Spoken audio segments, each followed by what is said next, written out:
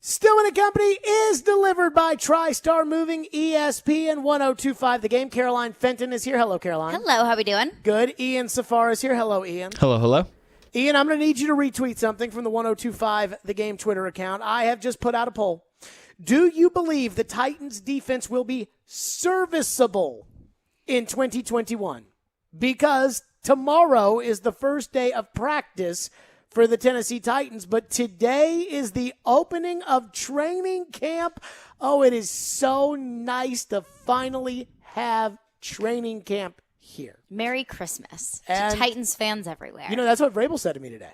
Oh, really? Merry Christmas? So when Vrabel came out, you know, this is the first in-person press conference that Vrabel's had since, honestly, like the Kansas City AFC Championship game, maybe. I think they had an in-person press conference at the Combine, but I didn't go to that. So, yeah, I mean, that's – and we all know Vrabel doesn't spend a lot of time talking to the media during the offseason. And by the time we got into any draft and free agency stuff, it was COVID. So this is legitimately the last press conference Vrabel has had at that facility since the day after the Kansas City playoff game. Just to remind you all of how long ago that was, they opened that press conference by having Dean Pease announce his retirement. Dean is now unretired and is the defensive coordinator of the Atlanta Falcons and has been so for 7 months. So today, Vrabel walks out and he notices my attendance in there, passed my COVID test apparently.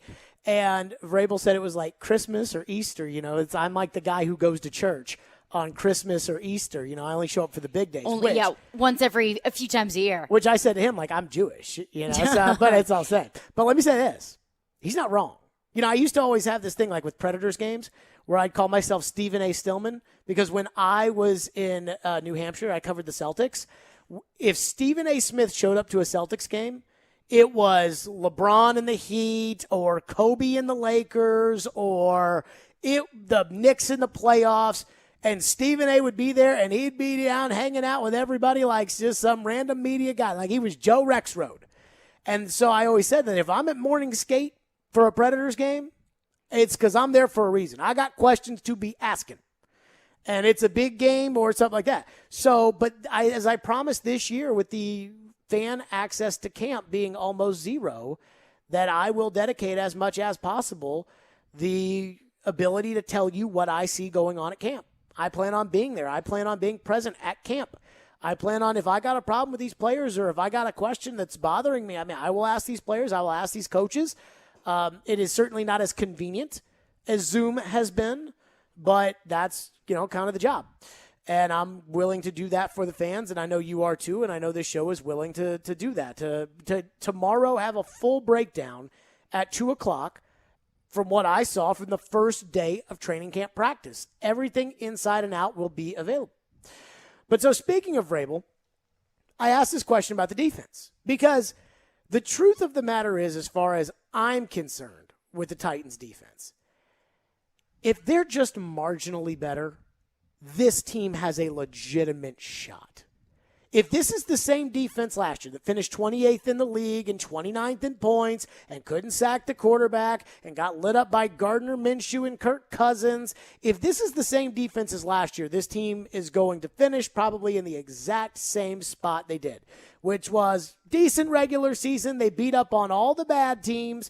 They'll beat the Bengals, or I guess they didn't beat the Bengals last year, but they'll beat the bad teams. They'll beat the Jets. They'll beat the Jags. They'll beat the Texans. But they'll get spanked now when they play Buffalo and Kansas City, and they'll lose in the playoffs. If the defense is serviceable, like the 2019 defense that shut out a Tom Brady Patriot team that really didn't do much, and when I say shut out, I mean shut them down. They didn't have many weapons on offense, and then did their job against the Ravens. And while they weren't great, they certainly were not a liability. Then I think you got a squad. Then I think you got a legit shot at it. So they know this. They made changes. They spent all the money on Bud Dupree and Danico Autry. They drafted Caleb Farley. They expect him, I would assume, to play. They signed Janoris Jenkins to play the corner position. They addressed depth issues at the outside linebacker position the other day by adding John Simon. So they have spent some money. And even today, Mike Vrabel talked up Christian Fulton about kind of the changes he's made in the offseason or the progress he's made. So now you feel like, okay, they got some corners. They got Farley and Molden and Jenkins and Fulton. Like, they got some guys. But again, is the defense going to be any good? And I asked Mike Vrabel, do you believe in this year's defense? Here's what he said. How much, with the addition of some guys in there, and you know these core players because you've coached them now for, in some cases, 3 years going on 4, how much do you believe in this defense? We know how much you believe in Shane because you stuck with him, but how much do you believe in this defense? A lot. A lot. I can't wait to watch these guys play, practice, perform. Because we go back, and our job is obviously with coaches, especially, you're looking at the negatives. You can remember every time you called something and they hit you on it or something bad happened. But when you go back and you watch, there's a lot of great snaps. There's a lot of great defense. But we have to be better. We have to be better on third down. We have to go and force the quarterback and make him be uncomfortable. And we have to cover guys at the sticks and all those things that we teach. Because, again, that's where the problems occurred. I don't think that it was like, just miserable. There's a lot of good snaps in there, and then unfortunately when you play bad third down defense, you're just giving them more opportunities, and we know with more opportunities comes more production. So, that's something that we hit hard in the off season. We were teaching it and practicing it. So hopefully that will start to show up, and then we'll be obviously practicing it out here. So he says he believes in it. And I know, again, what's the coach supposed to say? Coach is not going to come out on the first day of training camp and say, yeah, boy, I tell you, we really stink. But I was surprised at the assertiveness Vrabel had in discussing how he thinks the defense is going to be better. Normally, if Mike Vrabel's asked a question about something that he doesn't really want to talk about, something that is clearly bothering him, he'll say something along the lines of, well, I don't know. We'll just have to see this year. I mean, we haven't even had the first practice. I mean, I hope so, but I don't know. And here is Vrabel saying, yeah, he believes in this defense. Now, I don't agree with him when he says that it wasn't just absolutely miserable last year. I mean, it really was truly miserable.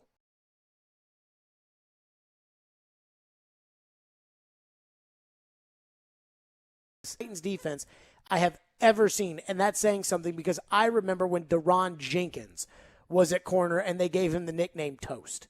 So I remember what that was like. And a lot of people were mad at Shane Bowen. A lot of people were mad at Vrabel. A lot of people were mad at Clowney and Beasley. A lot of people are mad at Robinson and Vrabel because of Clowney and Beasley. I mean, so there's a lot of different elements here. But now it's a new year. He says he believes in the defense. Do we? So that's why I put up the poll. And the question again is, it's on Twitter right now, do you believe in the Titans defense and will be serviceable in 2021? As of right now, votes are just coming in because I literally just clicked send on the poll. 65% say yes, 18% say no, 17% say no opinion. So let's kick it around the room. Caroline, do you think the Titans defense will be serviceable in 2021? I do. Yes, I do. Why? Because I think, in my opinion, serviceable means at least a step up from last year. And if it's not a step up from last year, then that's a massive problem. So I can only look at this with a glass half full mentality if it can't get any worse. So it has to take a step forward. And adding more on defense, adding bigger threats on defense, I think can only help it. So yes, I think it will at least be serviceable. I'm not going to say it's going to be good. Serviceable. Okay, so in the spot in which they had a collection of nobodies, whether it was Clowney, and then after Clowney, it was like Derek Roberson and Tazar Skipper and Brooks Reed and just whatever at the pass rush position, they replaced that with Bud Dupree. Mm-hmm. Now, Bud Dupree's health is an issue for me. I know it's not for anybody else, but at the end of the day, it's a torn ACL. Guys come back with torn ACLs. Let's say Bud Dupree's okay, so you replace that with Bud Dupree. Mm-hmm. You should feel okay about that. Now, everybody else kind of gets into the right seat on the bus because Harold Landry's starting at one position. He's a starter. Roberson's behind them. He's a backup. They drafted Rashad Weaver. They signed John Simon. Okay, so that is a solid outside linebacker rotation. Jack Crawford or Daquan Jones, whoever you want to put in there, is replaced by Danico Autry. I think Danico Autry is a better player. In the secondary, they lost Kenny Vaccaro. Now, I think that that's a loss. I think Vaccaro was a nice player. But Hooker's going to move into a bigger role, and they'll probably replace the Hooker role with Elijah Molden or Chris Jackson or one of those guys that should be fine. I mean, those are corners and Hooker's a safety, so that should actually work to their benefit. Then you look at the secondary. Butler, forget about Adoree Jackson because he wasn't here last year. Butler and the gaping hole that was across from him have been replaced by Janoris Jenkins and either Caleb Farley, Christian Fulton, or now you're back to the gaping hole. Because once you get into Breon, Borders, and you're back to the same guys you were last year. So you have the Fulton or Farley takes that other spot, and then Molden's in the slot. And I can't even remember who played the slot last year for the Titans. Desmond King at one point, right? Oh, they God, traded yeah. for Desmond Okay. King. Exactly. So that's what you had. So you got to hope that all those guys are better, but it's hard to envision that they're not going to be better. I think the coaching is going to be better because I think they know, hey, if the coaching's not better, it's our butts. And they brought in Jim Schwartz. I mean, I don't want to sound like a local homer. I kind of think the defense will be better this year. Ian, how do you feel about the Titans' defense and their availability to be serviceable this upcoming season? I'm a little bit worried about early in the season. You know, Dupree's not going to be 100% quite yet. They're kind of relying on Weaver maybe to make an impact, another rookie at that spot. Molden, a rookie. Farley, a rookie. Fulton, second year. Fulton's a rookie. I mean, he played so little last year. Yeah. Hooker, his first, I guess technically he did start some because Vaccaro missed some time, but his first, role as a full-time starter, I worry it could take some time. And hopefully that's one of these things that we can see constant improvement from the defense this year throughout the entire season as these guys maybe get more comfortable and more healthy early on. Now, here's the other part of this that I have forgotten about, though the defense was terrible with him on it, is the return of Jayon Brown. So that's another element where Jayon Brown is probably one of the better players on defense on this team. So I think that's what this whole season comes down to. Do I think the offense is going to be greatest show on turf, Rams or Indianapolis Colts with Peyton Manning or 2007 Patriots? Good. No, I don't. But I do believe in the offense. I do believe in Derrick Henry and A.J. Brown and Josh Reynolds and Julio Jones and Ryan Tannehill. And I think Ferkser's a nice mix with those guys. And they've got a solid offensive line with a question mark at right tackle. But they pretty much have, barring injury, which is the most important thing for any team in any season, they have a solid and competent and experienced and high-end offense. Can the defense just be serviceable? I agree with Ian that they are banking on a lot of rookies. They're also banking on a lot of ifs as far as the injury bug is concerned. Not that every team doesn't have to deal with injuries, but Farley, Dupree, Fulton was hurt last year. Jayon Brown has been hurt each of the last 2 years. That's a concern. The one thing I will say, if I had to put my hat on it, if I had to vote in this own poll that I released, which is, do I think the defense will be serviceable? I think Danico Autry is a big difference on that defensive line. Now, I hope, now I'm not saying they're going to do this, but I hope, and we'll see in training camp, because Vrabel today was talking about how Tier Tart is a much improved player.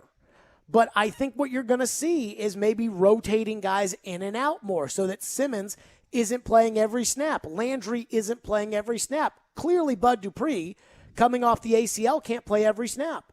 And I think having more depth there will make those guys better players and maybe give them the potential or the possibility of being serviceable. But as far as here we are, training camp practice starts tomorrow, training camp starts today for the Titans. That defense has to be serviceable. You have to, if you're going to believe in the Titans, you have to believe that the defense can at least give you a chance, which for the most part last year, they weren't willing to do. And I think I'm saying yes. But again, I don't know. Is this some local homer guy talking, or is this the reality that we expect the Titans defense to have improved and to be serviceable? We're not asking them to be good. We're not asking them to be what they were back in the old days, but we're just asking to have a defense that can occasionally get off the field on third down. 615-737-1025. That's how we're starting today.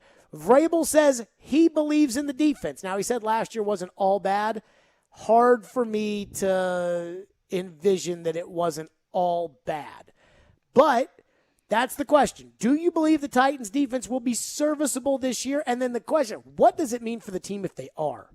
Because that's what I'm going to be looking at tomorrow. Defense, defense, defense. 615-737-1025 is our phone number, 615-737-1025. We are live today from the Wholesaling Studio, powered by RumbleOn.com. And it seems like the two biggest additions to the defense won't be there to start camp. How concerned are we? We'll discuss next. And when is it time to get real worried? Stillman and Company, it's ESPN 1025 The Game. We're delivered by TriStar Moving, and we're streaming on the Game Nashville app.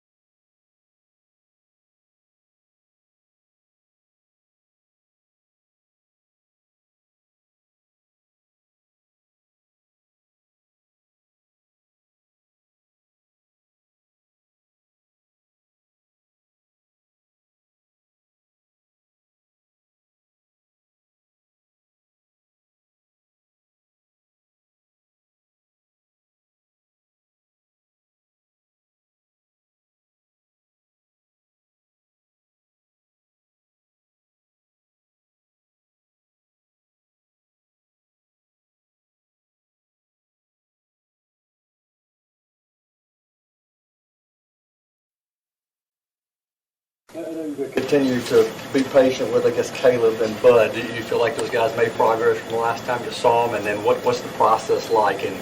Well, they're on PUP, so they work out. They go to meetings. They rehab.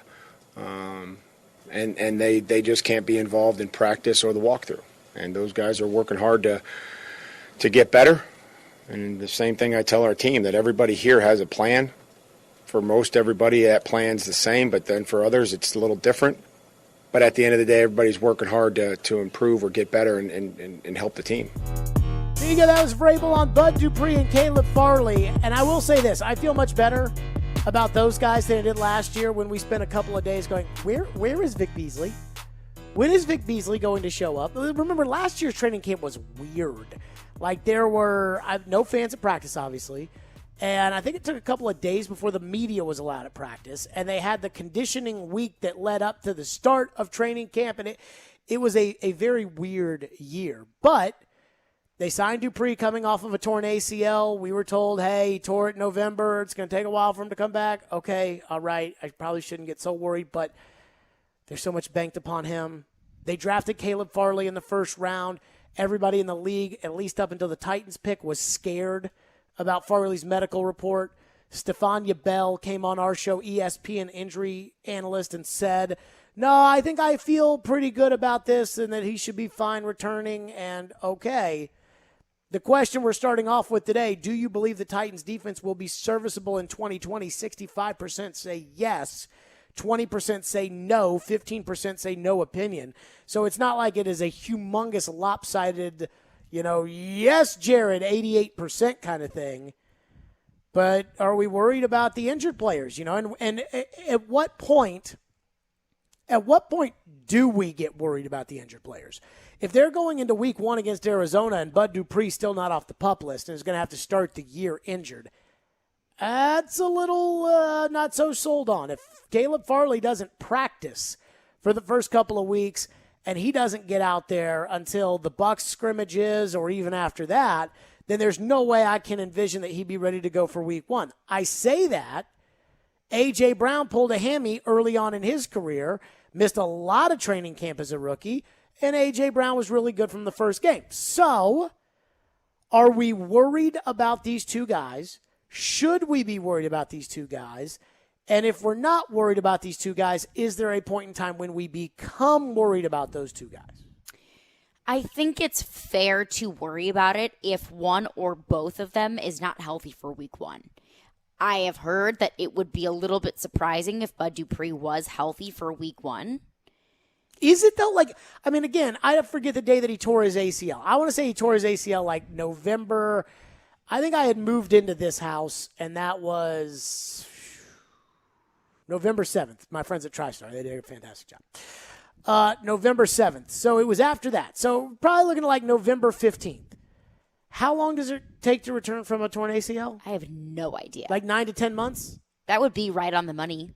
Okay, so December, January, February, March, April, May, June, July. Now we're at 8. Mm-hmm. August 9, September, when you play games, 10. So it's a stretch, though, to expect Bud Dupree back for week 1? That was the last that I heard. There was a former team doctor that said he would be surprised if Bud Dupree was ready for the beginning of the season. Now, that was from looking at videos of him working out that were posted on Twitter that he saw that there was Bud Dupree was putting a lot more weight on his uninjured leg and was really relying on that uninjured leg from a doctor's perspective, maybe like not really able to tell from the naked, just regular eye. Mm-hmm. But that is what he said, and I don't know if that has changed. I don't know if Bud Dupree has felt better. I don't know if that was completely accurate, but that was the last that I heard about Bud Dupree. See, here's what bothers me about that, though, is that, like, Taylor Lewan's got a torn ACL. Now, he's going to be ready to practice. Mm-hmm. He'll be out there tomorrow. I'm not worried about Lewan for 2 reasons. One, Lewan's not on the PUP list. Right.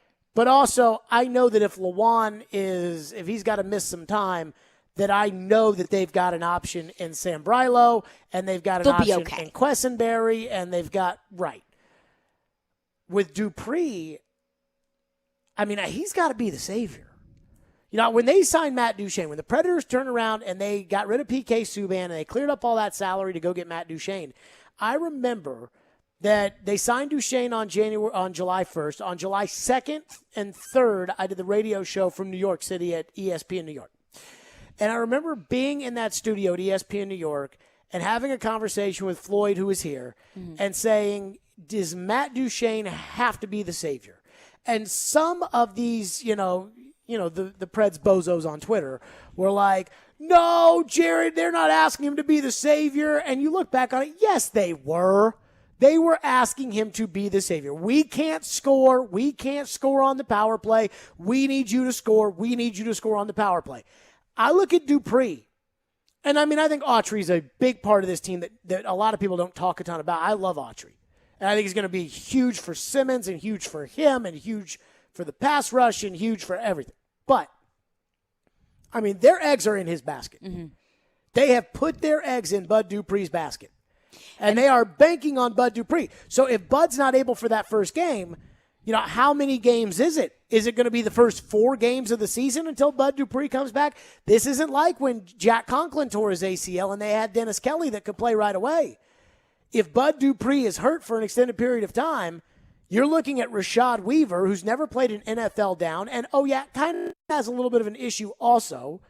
John Simon, who is right now trying to prove he's better than a replacement level player. Like, that's what you're looking at if it's not Bud. And I feel like they are putting all their eggs in Bud's basket. So his return does matter to me. And it's not that I don't think he can come back. It's that I am anxious not knowing when he will come back. That's what bothers me. Do you have that same concern with Caleb Farley and that he's never played an NFL snap? I have a lot of concerns with Caleb Farley. Of course. Injury aside, is that one of your concerns with Caleb Farley? I think if there's anybody who needs a training camp, it's a rookie. Mm-hmm. If there's anybody who needs to get acclimated to what life in the NFL is like, it's a rookie. That having been said, I think they went into this with the idea that Farley may not be healthy.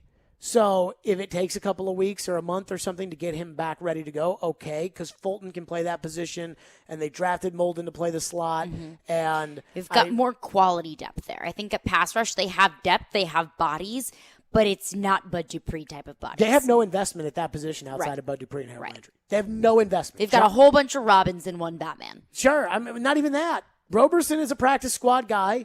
Simon is washed up and a minimum salary veteran guy. And Weaver's a 4th-round pick. Like, there's no investment there that I can lean on and trust. Whereas going back to when Jack Conklin, came back from a torn ACL, I had Dennis Kelly that I had seen play the position, and I could trust that Dennis Kelly could play right tackle. I mean, this team has got to get a pass rush on the quarterback. They can pretend like it wasn't a problem last year all they want. They went out and spent big bucks on doing it. I mean, I look at the two guys separately. I mean, I think they need both guys, Farley and Dupree, to play at what they are expected to in order for this team to really be a Super Bowl contender. But they need Dupree in the worst way. I think Bud Dupree said in one of his press conferences, I think it was a question TD asked, and he said, it's my job to be the guy. Like, it's my job to come in here and set the tone and sack the quarterback and set everybody else up and be the guy who you can hang your hat on as your pass rusher. And I want Bud to be that guy. And they've paid Bud to be that guy. And it's not like Clowney, where there was no indication that he could ever be that guy, because Dupree has been that guy before.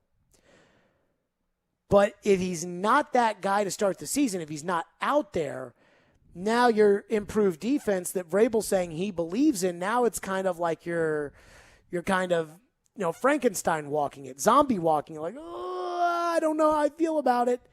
And that's where I get a little hung up on this, which is, I get it. You had a need at pass rusher. You probably liked Dupree more than you liked all the other guys out there.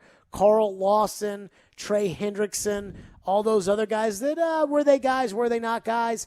And anytime you sign a pass rusher for big money, normally you're signing a B-level player to A money, and I think that's what they did here.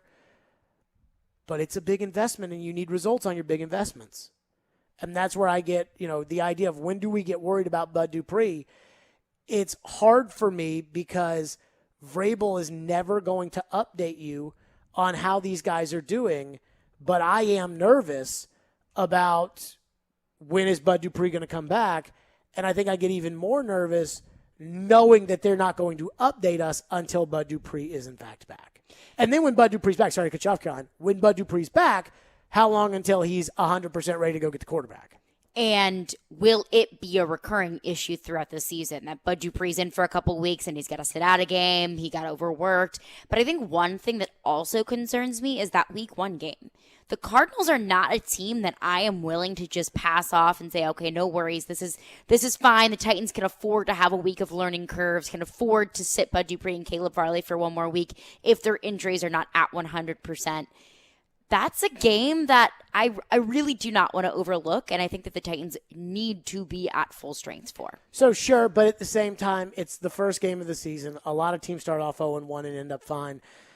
It's also an NFC game. So as far as its value doesn't have to AFC your schedule, implications. As far as its value to your schedule, it is by far down there on the totem pole. Now, I don't like it because I think Seattle's the second week, and I don't want to start off 0-2, and you know all the statistics about teams that start off 0-2 or 1-3 or something like that. They're not very good. Then again, there's a 17th game this year. But I think I'm anxious about not knowing when Dupree is going to be back, knowing how much they have invested, knowing kind of how many eggs are in his basket. 615-737-1025 is our phone number, 615-737-1025. Continuity at coordinator with Shane Bowen being back. Not something I'm absolutely in love with, but it does exist, and it was different this offseason than it was last offseason for obvious reasons. How much of a difference does that make? Mike Vrabel answered that. We'll get to his response next, and, of course, your response, your thoughts. Do you believe the defense can be serviceable this year? 615-737-1025. Stillman and Company. We are delivered by TriStar Moving. It's ESPN 1025 The Game, and we're streaming on the Game Nashville app.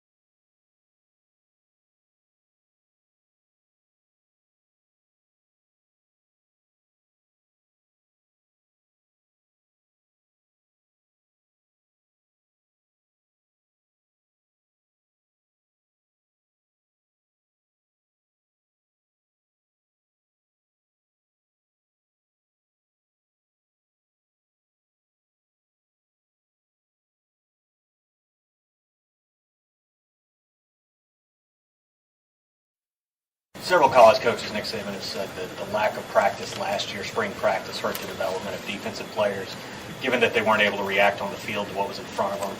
Do you feel like that was the case in the NFL, given the COVID restrictions and how it changed practice leading into last season that made it more difficult for defense than offense? Nick knows a lot more about defense than I do, so I'm going to defer to him.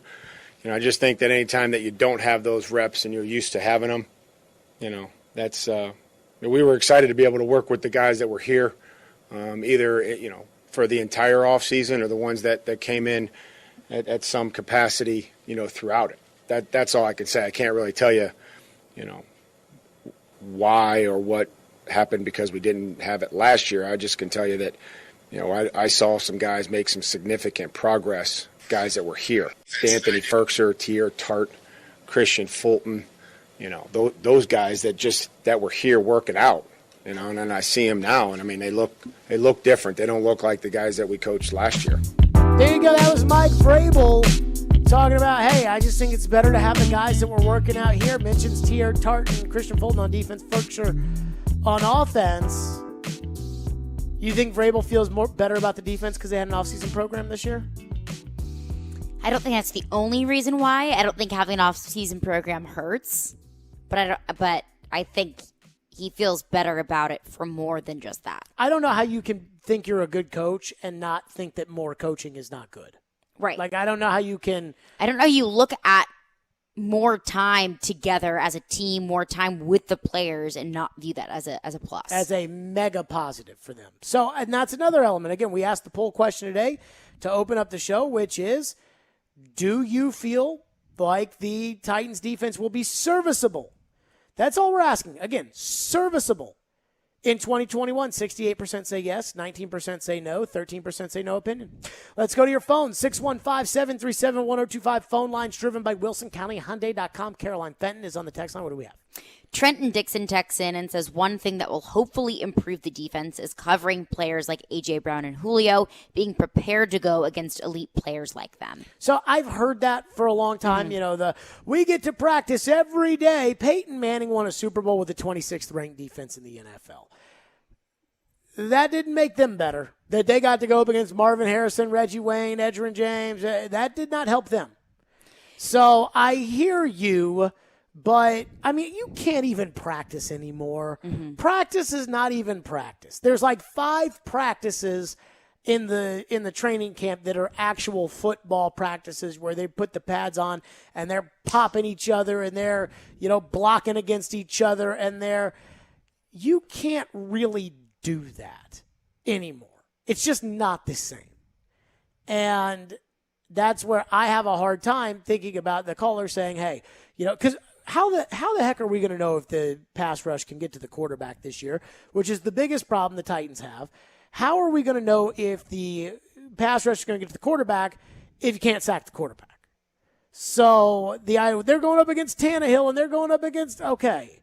But, the one-on-ones, receivers, and DBs, that will be fun to watch, and I will be all over that. I definitely think that's a big part. And it should help them. They should learn things in practice. But I don't think it is necessarily game-changing. I mean, sometimes it is. It's not going to hurt. I think it may make them a little bit more prepared going up against elite wide receivers. I'll give you an example. The guy who's a nice guy and nobody wants to say anything bad about him, but he doesn't have, like, the aggressive bulldog in him? Yeah. Corey Davis was probably that guy. Like, Corey Davis was a good guy, a good teammate, never voiced a negative opinion, took a lot of flack because he was picked so high and he produced so little and he was always injured. But Corey Davis didn't have the bulldog inside of him that A.J. Brown has. He didn't have that. Malcolm Butler, on the other hand, was all bulldog. So Malcolm Butler was a street free agent who worked his way into the Patriots rotation, made one of the biggest plays in the history of the NFL, and all of a sudden became a legitimate starting corner. But at Malcolm Butler's first practice in the one-on-ones, defensive versus offense, Butler took the ball away from Corey Davis for an interception, screamed at him, "This is how I make my money," and then punted the football. And I remember seeing that and everybody, I mean, even the media that was watching it, everybody lost it. Like, oh my God. And yet, that never really ramped up Davis. Mm-hmm. That didn't elevate Davis. And so I look at it like, okay, can these guys learn something from going up against A.J., Julio, and Josh Reynolds? Sure. Fulton, Farley, Molden, I think it's great for all of them. But then they have to kind of have that inside of them too. They have to have it inside of them of, okay, you've flexed on me, now let me get you back. It's like those legendary stories about Michael Jordan, would never want to end on losing one-on-one. And if he lost one-on-one, I think it was, who was the other great player? James Worthy, North Carolina with Jordan. And they played one-on-one after practice every day. And Worthy said that if he beat Jordan one-on-one, Jordan would want to play again until Worthy finally lost, and then Jordan be done. Do those guys have that in them? Mm-hmm. And I don't know those guys. So I don't know if they have it in them. And you can tell me, well, no, but they love ball, and Vrabel says they love ball. And okay, but Corey Davis loved ball too. At least that's what they told us. And I'm sure Corey Davis does love football. I'm not questioning Corey Davis's love of the game. I'm just saying he didn't have like the bulldog inside of him. And I don't think relentless you get better. fighter. Yeah, I don't think you get better if you don't have that bulldog inside of you. What's next? Josh texted in and said, would the Titans have enough to bring in Justin Houston? No. I mean, they're doing that with John Simon. And I know John Simon at his peak wasn't the player that Justin Houston was, but Justin Houston's peak was in 2013. I mean, I think you were still in high school then. I was, yes. So, that's – I mean, I think the sun has set on Justin Houston. Kind of like when they brought in Andre Johnson here and, the sun had set. The sun has set. And that's on okay. The career of Justin Houston. And that's all right. And so as far as getting excited about that, I'm not sure I feel that way. Yeah. Brian in Portland texts in and says, can we get Arizona to resign Jonathan Joseph? That would really help week 1 and get A.J. Brown and Julio and Tannehill on the same page. Yeah. Don't work that way. Yeah, I mean, Jonathan Joseph's retired from the NFL because like Justin Houston, the sun had very clearly set on him. Mm-hmm. And it's unfortunate for all of us that we had to watch that in live time. But that's exactly what happened. I mean, when it comes to Arizona, let me say this. And this is why I said to you yesterday, there's all that talk about how Chandler Jones is unhappy. Now, right. Chandler Jones got hurt, I think, in the first or second game of the year last year, missed the whole season, carries a massive number this year, wants a new contract next year, is in his 30s, so maybe his best days are behind him. But he's to me, he's the pass rushing version of Julio. Now he's not going straight to the Hall of Fame like Julio, but he might go to the Hall of Fame. But he's a great pass really rusher. Good. Had it been out earlier that Chandler Jones was unhappy in Arizona and wanted out of Arizona, I would have argued go get Chandler Jones as opposed to signing Bud Dupree. Because they both come with a massive injury risk, but Chandler Jones is a one-year thing. Bud is a long-term deal. And Bud is slightly younger. That's the guy. When it comes to Arizona, Chandler Jones, if he was a Titan, and again, I know it's a risk, but that's a risk I'm willing to take, is Chandler Jones. I think it was like a torn pectoral muscle or something. Mm-hmm. I'm willing to take that risk on Chandler Jones because I think he's that good. 615-737-1025. Tons of news in the NFL as multiple teams reporting to camp today and tomorrow, not just the Titans. Headlines with Caroline. She'll get you caught up on all of that next. Blue Raider Blitz is rolling across the mid-state to a town near you. Led by Middle Tennessee Blue Raiders football coach Rick Stockstill, this community-wide event will be guaranteed fun for the whole family. Each of those stops will include food, ticket giveaways, and a chance to mix and mingle with MTSU coaching staffs and Lightning. Tomorrow's stops include Puckett's in Columbia from noon to 1:30 and Lee Victory Park in Smyrna from 6 to 8 p.m. For more information on where you can attend, head to goblueraiders.com/tour. Stillman & Company is delivered by TriStar Moving. It's ESPN 102.5 The Game.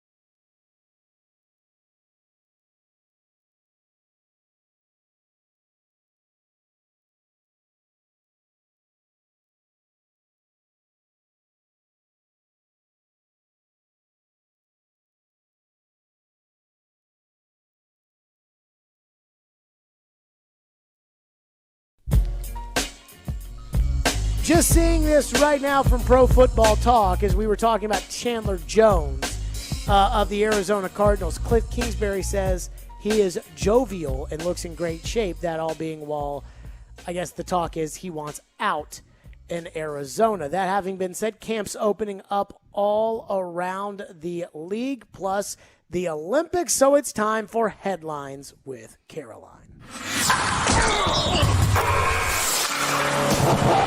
We're spanning the sports world. It's Headlines with Caroline on Stillman and Company, right here on Nashville's best sports talk, ESPN 102.5 The Game and the Game Nashville app. Well, guess who showed up to training camp today? Yes. Aaron Rodgers showed up to Packers training camp today. He avoided a $50,000 fine that he would have incurred if he would have missed training camp today. He would have incurred a $50,000 fine, along with any other player that didn't report today, every single day that he did not report. So he showed up wearing the most ridiculous sunglasses that I have ever seen. No shame in the Viper game. But yes. Are those what those are called? I believe so. Vipers, yes. Are those like is it the color that makes them Vipers, or No, was it it's the like, style? I don't know if that's exactly what he's wearing, but the Vipers are like the oversized, like big ones that almost look like you're wearing like a ski mask. Sure, like you're like welding something. Yes, like they're Yeah, super yeah. shiny. So I don't like, what's it, oil dripped is what it's called when it has that like kind of red orangey reflection to it. I have no idea. So when I was in high school, I used to think those were cool because that's what Chipper Jones wore. And then my buddy Ethan would call me Dale because he thought I was like a NASCAR driver wearing those orange reflecting sunglasses, those like yellowish, Like reddish. reflective, yeah. Yeah, which were the color of Aaron Rodgers' shades. So I stopped wearing them. But I will say this for Aaron Rodgers. I saw the you see the concession that Aaron Rodgers is going to get out of all this? I didn't. Green Bay is going to bring back Randall Cobb, or they're working on a deal with the Texans to bring back Randall Cobb. Okay. Aaron gets nothing out of this. Yeah. Like, Aaron, like, don't let anybody fool you. I saw a report, somebody, the Sports Illustrated media columnist, Jimmy Traina, wrote something that's like, don't get mad at Schefter's reporting. So I clicked it, and it was, don't get mad about Schefter's reporting at the draft that Aaron wanted to leave Green Bay, because both can be true. And I'm like, I'm not mad about Schefter's reporting then. I'm mad about Schefter's reporting now. Because yesterday, Schefter sold it to us like Green Bay, moved heaven and earth in order to get Aaron in here, and they didn't. They didn't do a thing. They voided the 2023 year, which would be, I think, when he's 41. They voided the 2023 year, and apparently they're going to bring back Randall Cobb. Whoa. That is not the same as he's not coming back if you don't fire the general manager. And also, let us not forget that just because Aaron Rodgers showed up to training camp today does not mean that he's going to practice. It does not mean that he will play game one. I mean, the Packers could say, we don't want you to be in pads until we figure out everything with your contract. I think it's kind of the other way around. Like, I could see It very well saying, could be. But I think it's Aaron done. Rodgers could say, I'm not playing until we figure it out. I think it's done, though. Like, I think it's done. It feels Aaron, done. Aaron didn't have a choice, and ultimately Green Bay is going to acquire Randall Cobb to acquiesce to Aaron's hurt feelings, and this will hurt the Packers, and I'm not sure Matt LaFleur will be able to deal with this, but that's okay because that just kicks out one team that we don't have to worry about contending with the Titans. What's next? Some more NFL quarterback news. Lamar Jackson said on the Ravens team podcast, The Lounge, that if the Ravens win a Super Bowl, he will change his number from 8 to 1. He said, I want the number 1. That was my first number ever. My dad told me, get number 1 because that's the best and you're the best, and that always stuck with me. He said he wants to wear number 8. He was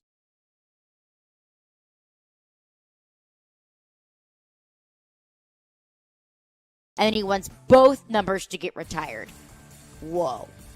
Somebody might want to tell Lamar how much it will cost him to change his number. I don't think he really cares. I think he'll care when you tell him. You know how many jerseys they made? How many Lamar Jackson jerseys do you think they've made over the last 3-4 years? A lot. Okay, the way it works in the NFL, if you want to change your number, you have to buy up all the inventory of all the jerseys that haven't been sold yet. So that's millions and millions of dollars for a guy like Lamar Jackson. I don't think Lamar is willing to do that. We just saw Aaron Rodgers, who won't even speak to his family out of pride, decided to sacrifice his ego because he didn't want to pay $40 million back to the Green Bay Packers. And I'm not going to blame him for that. I would probably do the same. No, I blame him for everything else. I blame him for everything else, but not wanting to pay $40 million, I don't blame him. But if Lamar wins a Super Bowl, Lamar's already a popular player. Any Foot Locker you go to in any mall in America has a Lamar Jackson jersey you can buy. Like, he's that popular of a player. Like him and Brady and Aaron Rodgers. He's one of those guys. So he's got to buy every single one of those back. How many different Lamar Jackson jerseys do you think are for sale at the Ravens team store? I mean, all the different color variations. You got the black jersey, the purple jersey, The white jersey, the white jersey, the female style jersey, Oh, the kids' jerseys. can I just say one thing about the female style jerseys that are cut in so tight and are pink with rhinestones? No. Can we no, not no, do that? You said, can I say something? I said no. Well, can we just not? Actually, you can say it. I just wanted Can we I just not do that? It doesn't need to be pink with rhinestones on it. What's your beef with the pink rhinestone jersey? I kind of like it. Oh, do you want one? No, but I said Well, I I kind will of like gladly it. get you one. I mean, I don't.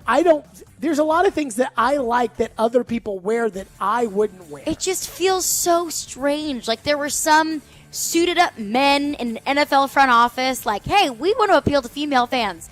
Women like pink, huh? Let's make them all pink. Well, I mean, they also have like the purple Ravens woman cut jersey. That's fine. That's fine. I got an email that was like, NFL.com shop up to 65% off. So It's always 65% off. I clicked it, and it was like Mariota jerseys. And I was like, oh, okay, all right. Now I say, yeah. Makes sense. But so the whole point here, Lamar's not going to pay all that money back. Lamar is not going to pay that money back. So I love Lamar. He went to a great college, got a great education, but, I mean, come on now. What's next? But also, let's slow your roll before we start to think about when you change your number after you win a Super Bowl and then winning another Super Bowl. Let's slow your roll down just a little bit there, Lamar.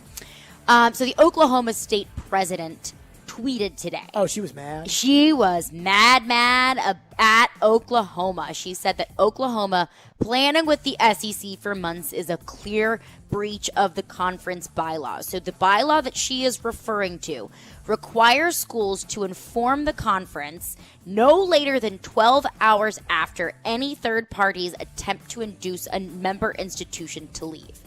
Immediately and unconditionally reject that offer in a form and manner reasonably acceptable to the commissioner, which is a long drawn out and very legal jargony way of saying, hey, if there's a different conference, a different entity that reaches out to you about leaving the Big 12 and joining their conference or entity, you have to notify the Big 12 within 12 hours, and the Big 12 can decide if they will allow you to leave or not. So Oklahoma, in cahoots with the SEC, and also Texas as well, in cahoots with the SEC for months, she said is a clear breach of the conference bylaws. But you know what I say to that if I'm Texas or Oklahoma? Who cares? We don't care if we broke the rules. Well, a judge might care.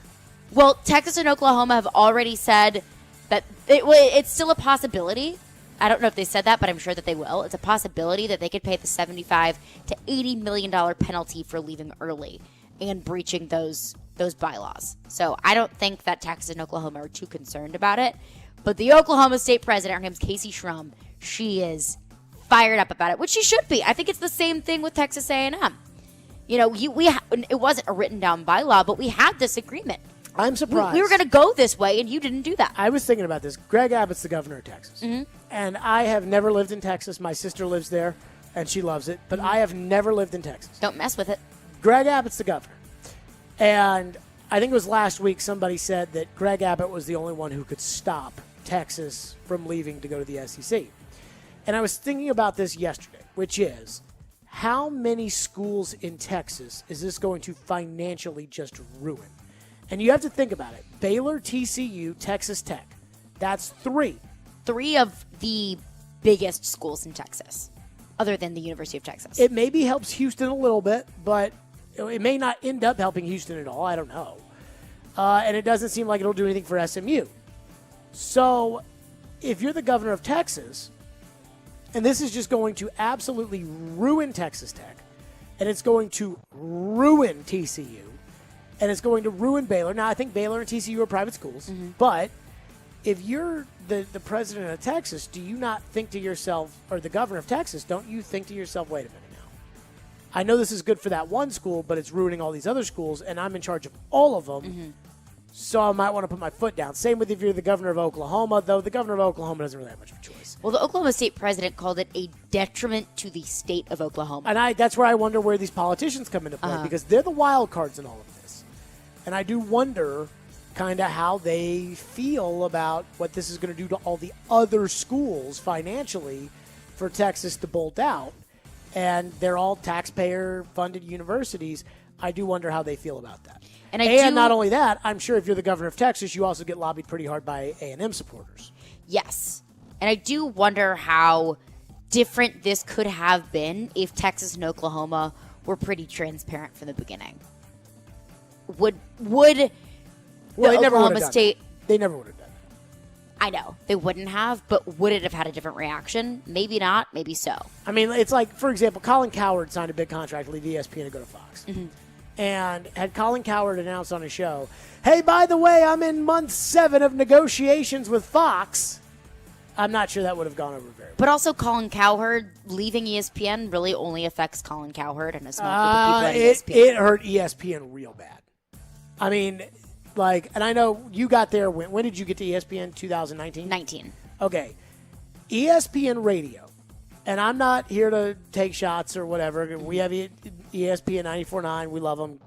Go team. ESPN Radio a decade ago was a lot different than it is now. What it meant, it felt like to that company was a lot different. And the first big block of change. The first was that they did on their own was moving Scott Van Pelt strictly to sports. They had Ryan Russillo right there. The first big change was Colin Cowherd leaving. Because once Colin Cowherd left, it just wasn't the same. And then you had Mike and Mike go away. Well, you had Russillo go away. Then you had Lebitard move in. Then you had Mike and Mike go away. And then you had Lebitard leave. And now you got, Golick Jr. and a WNBA player. Her name is Chinea Gumake. And that's what you've got right now. That's what it is. And so, and I'm not here to knock it. I'm just saying that's what it is now. And that was a big. And I've had executives at ESPN tell me that was a big mistake, was letting Colin Cowherd go to Fox. So again, you just don't announce up front when something like that's going on. And Texas and Oklahoma were never going to do that. And the SEC had to keep it secret because A&M was going to lose their breakfast over all of that. And so they basically got to the point to where everybody was going to cry about it, and it was too late. And that's exactly how it worked out. And Greg Sankey, once again, masterful technician. Those are headlines with Caroline. Coming up next, it was something that I just assumed was going to be good for the Titans. And now I'm worried that it's bad for the Titans. We'll discuss next. Stillman & Company, it's ESPN 102.5 The Game. We're streaming on the Game Nashville app.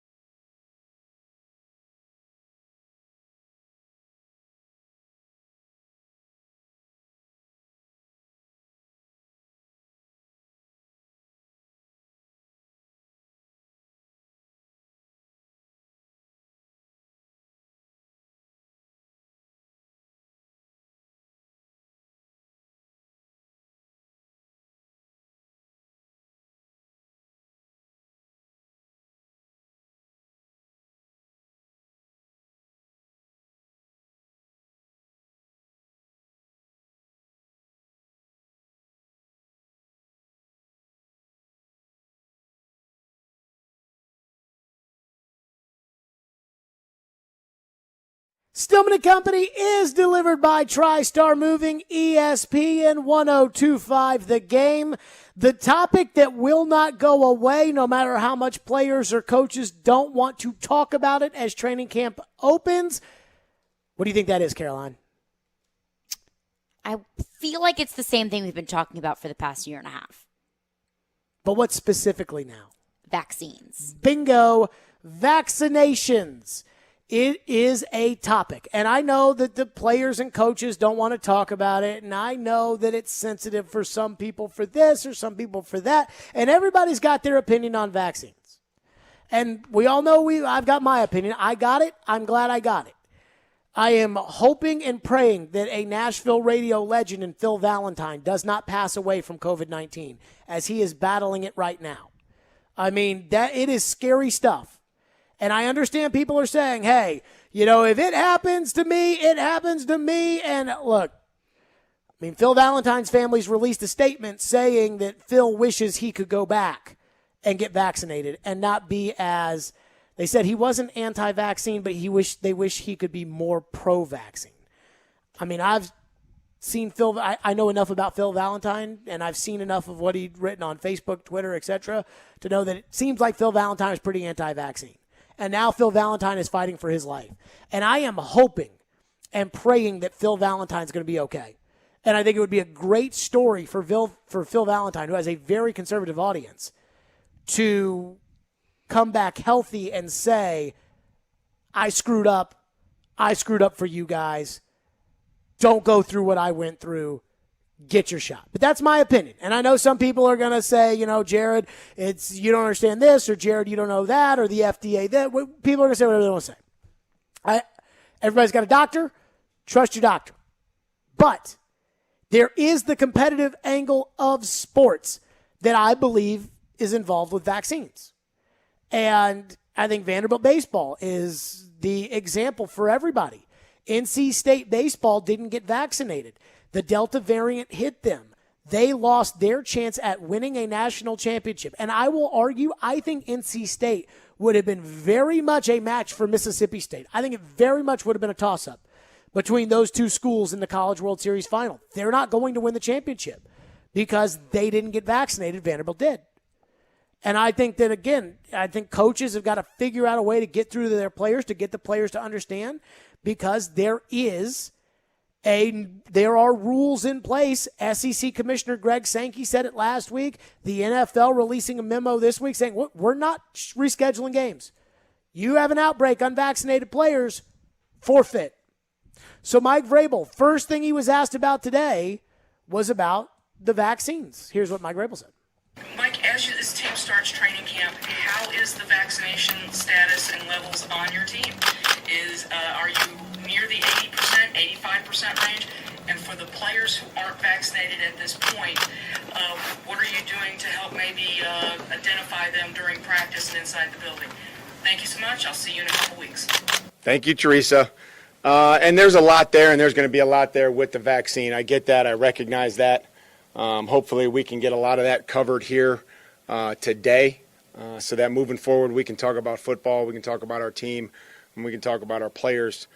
The first thing is that obviously this is something that's very sensitive to everybody. It's also very important to everybody in the league. It's important to the fans, the players, the NFL Players Association.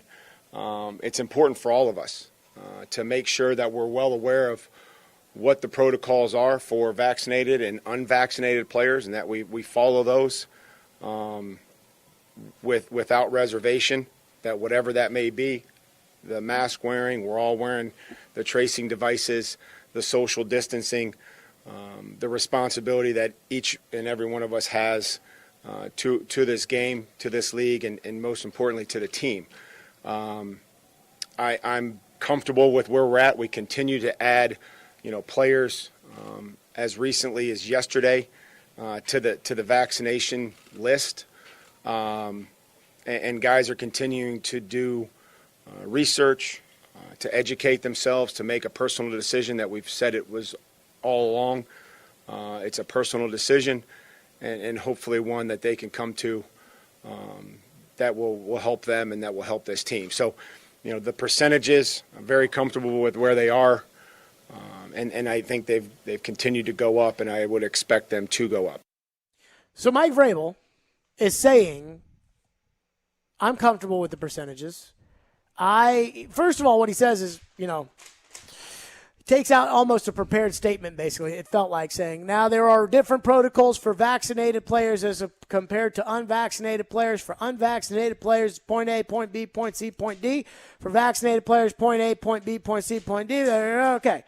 Hey, we got some players vaccinated yesterday. Feeling kind of good about it. We'll try to work that. And Gentry Estes pointed this out to me, the Tennessean. And he pointed this out to me after it was over. And he said, last week at SEC Media Days, the coaches who have good numbers with the vaccine gave you the percentage. Kirby Smart told you the percentage. Nick Saban told you 90%.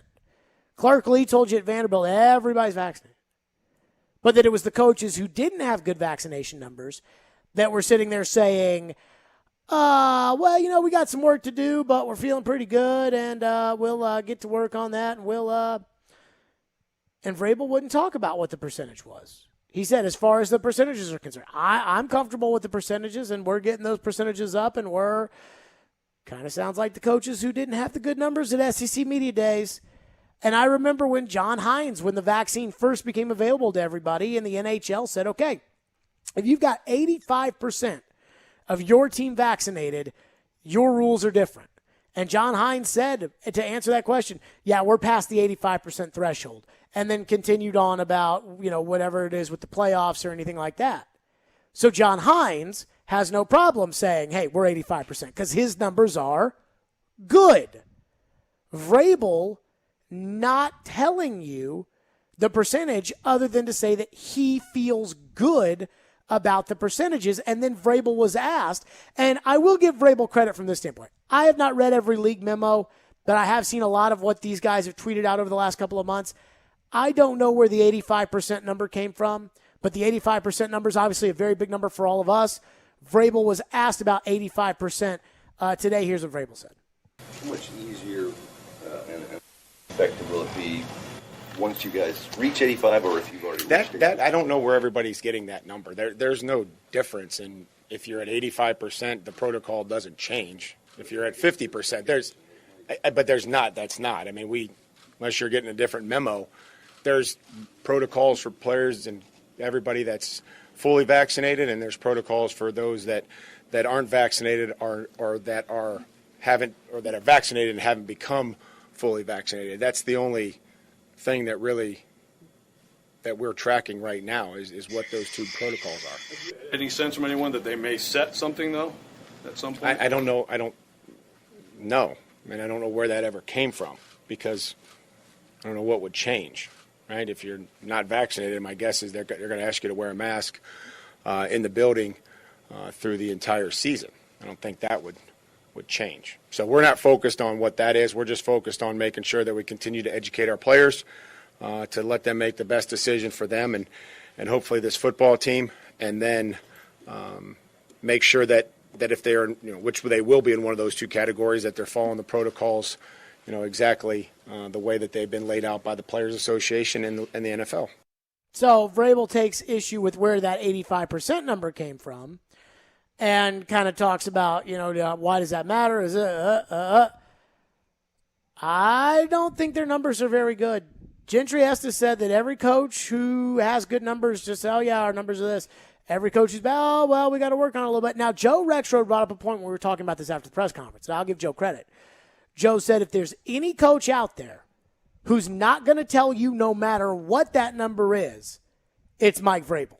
If there is any coach in the world. But I will say, walking around the facility today, not inside of the facility, but just around it to get to and from the press conference, I get the feeling that this team is not very vaccinated. I have reached out to the Titans over the past couple of weeks, and I have asked numerous times to numerous people if they were part of the 85% vaccinated group, and every single person I asked told me, I don't know. So everybody told me they didn't know. I kind of feel like if you were 85% vaccinated, I mean, Mike Tomlin got it, but OTAs are like, yeah, baby. Because they have good numbers. So are we worried about the Titans' vaccination numbers? Should we be worried? Are we allowed to be worried? Then there's a lot of different questions there. What do you think? We are absolutely allowed to be worried because if you look at the repercussions, that's big. That's big time. And I would 100% totally understand that it is a personal decision, but that's a really big decision to make for yourself when it affects so many other people. And we were talking about this before the show. If you ever got a really good grade on a test in school, you would go home to your parents and brag, hey, look, I got a 97%. I got 100% on my test. Like, look at what I did. When you didn't get such a good grade, you don't really talk about the exact percentage that you got. Nope. In fact, there's Vrabel. Where'd you guys get 85% from? Where's the – if you were like Nick Saban. That's a college number. Well, and it's also pro sports, baseball, hockey, both 85 matters, yeah. Oh, but it doesn't matter in the NFL, does it? I don't know. I haven't read all the memos. 85 would be great, but I don't think 85 is a magic number necessarily. But if you were Nick Saban and you had 90% of your team vaccinated, would you really take umbrage with the number about 85%? No. But then again, Joe, the one thing Joe Rexrode said, and I do agree with Joe, is if there's any coach who, even if it was good's not going to tell you, it's him. Going back to the grade element, like if there is, hey, we just took the ACT. I got a 28 on the ACT. I got a 30 on the ACT. We all have those friends that aren't going to tell you what they got if they got a bad score, or if they got that score, they are going to just put the test sheet in your face and say, I got a 35 on the ACT. But we also have that friend that don't want to talk about it no matter what. If there's anyone that and he's one of them. If there's anyone that thinks my business is my business, no matter if you think it'll make me look good or bad, Mike Vrabel is one of them. And when I heard that instantly I thought, oh, the numbers aren't very good. And then I thought, maybe that's just Mike Vrabel being Mike Vrabel. Joe's on to something that Vrabel may not tell you. I still think this, though. I think the numbers are low. And, again, I don't want to turn this into, are vaccines safe? Because I think there's a lot of information out there that tells you that they are. And you're going to text into the text line somebody and say, look at this article I found on, crazymedicalnews.com, and I get it, and I'm not here to tell you what to do. I'm here to tell you what everybody else is telling me. And by everybody else, I mean people that have doctor in front of their name, and doctors that I trust and doctors that I know. And so I understand that element of it. It is a competitive disadvantage if the Tennessee Titans are not vaccinated. Mm-hmm. Like if they are one of the lower vaccinated teams in the league, or if their numbers are not where they want it to be, that is a disadvantage. And I do wonder if – I've always thought that Vrabel was the kind – like I do think about it like this. How is Mike Tomlin able to get through to his guys more so than Mike Vrabel is? How is Nick Saban able to get through to his guys, college kids, more so than Mike Vrabel? Like what makes them better at that? Because that's what this is. And I don't know. And I will say this about the NFL, which is, for the most part, people live in cities where kind of their personal views align. Like it's not an accident that everybody in Vermont is, for the most part, vaccinated, and that Alabama is lagging very far behind. Tennessee, I think, has one of the lowest rates in the country as far as vaccines are concerned. But in the NFL, because everybody is drafted and signed and traded and cut, and I think pretty much you have the demographics of all of these teams are kind of the same. Like the demographics of whether it's the Seattle Seahawks, the San Francisco 49ers, or the Dallas Cowboys, and I'm trying to think of like what's the most conservative city in the NFL. Like honestly, maybe it's like Cleveland or something. I don't know. So, but the makeups of the team are all the same for the most part. Like, because they're all, again, it's not like college where the Pac-12 has players, pretty much from the Pacific part of the country. So what I'm saying by this is, I look at the coach in this and I think, okay, what is Mike Tomlin doing that's better than you? Because it is a competitive advantage if your numbers aren't good enough. And it is an issue when you play Pittsburgh, and I don't think Pittsburgh's as good as you, but if Derrick Henry comes down with COVID, knock on wood, now what do? DeForest Buckner in Indianapolis said today he got the shot because he felt like he hurt the team last year when he didn't play. When he didn't play, he got it. So did Nico Autry. Derrick Henry ran for 170 yards and honestly could have run for 250 or 300 that day. The Titans went in there and smoked them, and the game was over by halftime. And DeForest Buckner saw that and said, I'm not going to let that happen to me, and he went and got a shot. So I do look at this, and I do think that, if these numbers aren't good, one, the Titans are at a disadvantage, and two, I have to ask the question, what is Mike Tomlin doing that Mike Vrabel can't do? And why can Mike Tomlin do it if Mike Vrabel cannot? Why can Nick Saban do it if Mike Vrabel cannot? 615-737-1025 is our phone number. We'll get your reaction, 615-737-1025. Plus, does the new forfeit rule that the NFL announced last week, unvaccinated player causes a breakout, you forfeit. Should it change how Vrabel feels about this? I asked him. Next, 615-737-1025. We're live from the wholesaling studio powered by RumbleOn.com here on Stillman and Company. Let me tell you all out there that this Friday, it's your chance to participate in the Nashville SC Pick-to-Click, brought to you by Camarena Tequila. If you guess correctly which player scores a goal in the game this Sunday, you will win a prize pack and a 4-pack of tickets to an upcoming Nashville SC home game. Participate this Friday morning at 9:45. Stillman and Company, it's ESPN 102.5 The Game. We're streaming on the Game Nashville app.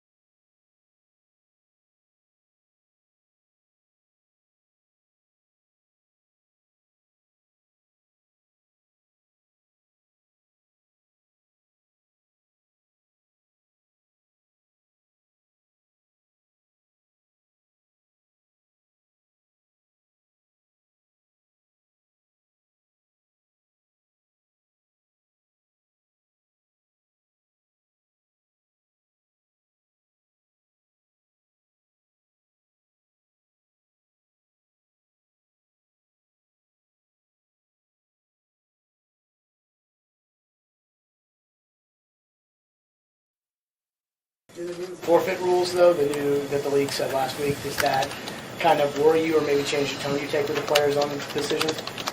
No, I think those are things that we would deal with if it would ever came up, and the expanded practice squad and the roster, and we're just going to try to prepare and educate them, and that's the most important thing that we can do is prepare right now with the guys that we have that are available to us, and then follow the protocols as things come up. There you go. Vrabel says he's not affected by the NFL's new forfeit rules. Says it's something we'll deal with if we came to it. I mean, ask NC State how that works. First of all, I don't buy Vrabel's answer. We'll cross that bridge when we come to it. No, if you get to it, it's too late. Oh, yeah, if you get to it. I mean, it's like, again, I hate to say this, and I hope he makes a full recovery, but it's like Phil Valentine. Phil Valentine, again, longtime conservative Nashville talk radio host. And I don't listen to a lot of talk radio like that. Like, I never really listened to Rush Limbaugh. I never really listened to Air America or, whatever the liberal version of Rush Limbaugh was. I never really listened to that. Now, the cable TV, I will watch that. But I never really listened to much of it. So I've never really listened to Phil Valentine much. I know who he is. I know what he does. I know, what the discussions on his show are like. Phil Valentine, now, his family was saying that he wasn't an anti-vaxxer, but he wishes he was more pro-vaccine now that he is literally in intensive care with COVID right now. But that's one of those things where you hope it's not too late. And I'm hoping that Phil Valentine, I'm hoping Phil Valentine has an incredibly conservative audience. I'm hoping he makes a full recovery. Just for him, for starters. Then I hope that he gets on air and tells people about how big of a deal it is that everything that he said was wrong and how big of a deal it is to get vaccinated. And I hope that if Phil Valentine makes it through and continues his career, he can look at the people that he's talking to every day and can say to them, look, I thought what you think now if you're hesitant to get the shot, and I almost died, and I never want to go through that again. And hopefully that'll convince people to go out and get the shot. I mean, I hope that's what happens. But I'm not guaranteeing it either. It is a tough spot to be in, though, if you're a coach. Because if you're a coach and 65% of your roster isn't getting vaccinated, then, or I shouldn't say is vaccinated, and that leaves the other 35% that's not. Now, all of a sudden, you don't want to condemn those 35%. And it's a tough spot to be in because telling people to get it is not usually how this works. I think I read a poll today that said of the people that aren't vaccinated, 81% say they're not going to get vaccinated no matter what you tell them. Well, now what's Mike Vrabel supposed to do? But again, I keep circling back to what's Mike Tomlin doing and saying to his team that Mike Vrabel's not? What's Nick Saban saying to his team that Mike Vrabel's not? And you brought up an interesting point. Yeah, I said, well, is it what Mike Vrabel is doing or what Mike Tomlin is doing that Mike Vrabel is not? Or is it more of a what is Pittsburgh doing that Nashville isn't? Because for New York City, for example, I take it from from my own experience. You cannot. Because you were there like 3 weeks ago. Yeah, I was there visiting my family. You cannot go to a bar, a restaurant. My family and I, we went to a comedy club. You had to show proof of vaccination. You cannot go into those places and not be vaccinated. And I can only assume that LA, Seattle, a lot of other NFL cities are the same way, that you cannot go places without proof of vaccination. So I can only assume that NFL players pre-training camp, pre-OTAs, they were going out in the town. They were getting dinner. They were going places. They were doing things with their friends and their family, which they cannot do without being vaccinated in the cities where they live. In Nashville, that's not the case. You can do pretty much whatever you want in Nashville without proof of vaccination. So I have to ask, is it a Mike Vrabel thing? Is it a Nashville thing? Because I'm sure that the Jets and I'm sure that the Chargers are having a much easier time getting their players vaccinated just because of the guidelines in the city. Although I think the guidelines in the NFL, if you're not vaccinated, were like they were last year, which was you can't go to restaurants unless you're picking up takeout. Yeah. If you're not vaccinated in the NFL. Mm-hmm. And I just don't think – I think people that are skeptical of the vaccine are skeptical for their reasons, and they're going to continue to be skeptical. And there's nothing that I can say or you can say or – I just don't know what it is that Nick Saban did Like, this is why I told you last week, I think Nick Saban, when he got up there and gave a 4-minute lecture, basically how he sees every side and understands every concern with the vaccine, and then popped out how they talk to their players about it, and then said, oh, and by the way, we're 90% vaccinated. I'm like, this is why he's the greatest coach of all time. This is why. Because he can sell that to his guys. He can get through to them like governors can't, like presidents can't, like NFL coaches apparently can't. I mean, he can get through to them. And that's why he's the greatest coach of all time. And I keep wondering, is there something about Vrabel's personality that makes it harder?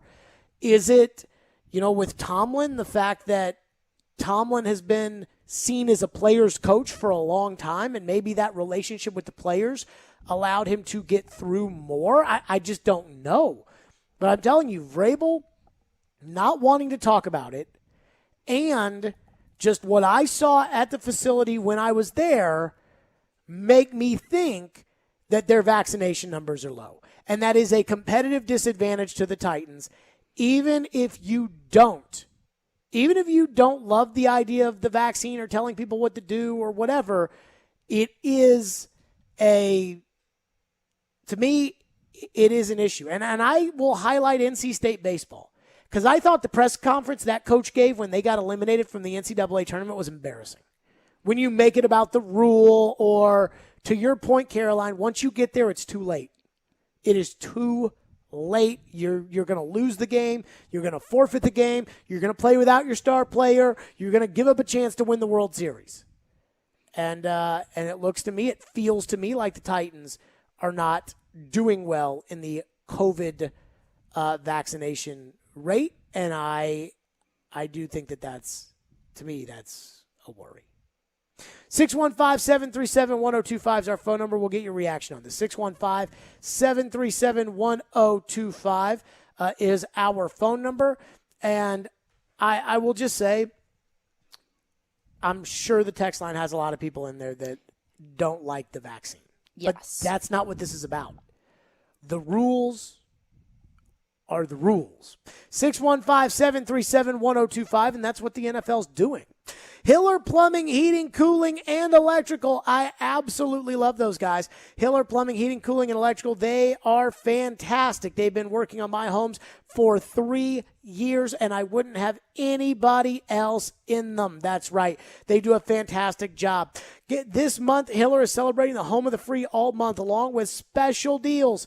Get your free grilling must-haves when you make your home improvements, like a free Yeti Tundra cooler with the purchase of a new tankless water heater, a free Traegerwood pellet grill with the purchase of a new whole home generator, a free Traegerwood pellet grill with the purchase of select new HVAC systems, and guess what? Their work is backed by the Happy You'll Be or the Service is Free guarantee. And again, I can vouch for that because I use Hiller in my home, and they have been fantastic. These deals are only happening for a limited time, so make sure to call now if you need work done. Call my friends at Hiller. Hiller Plumbing, Heating, Cooling, and Electrical, proud supporters of the Nashville Predators and the Tennessee Volunteers. Hiller, call the Happy Face Truck today.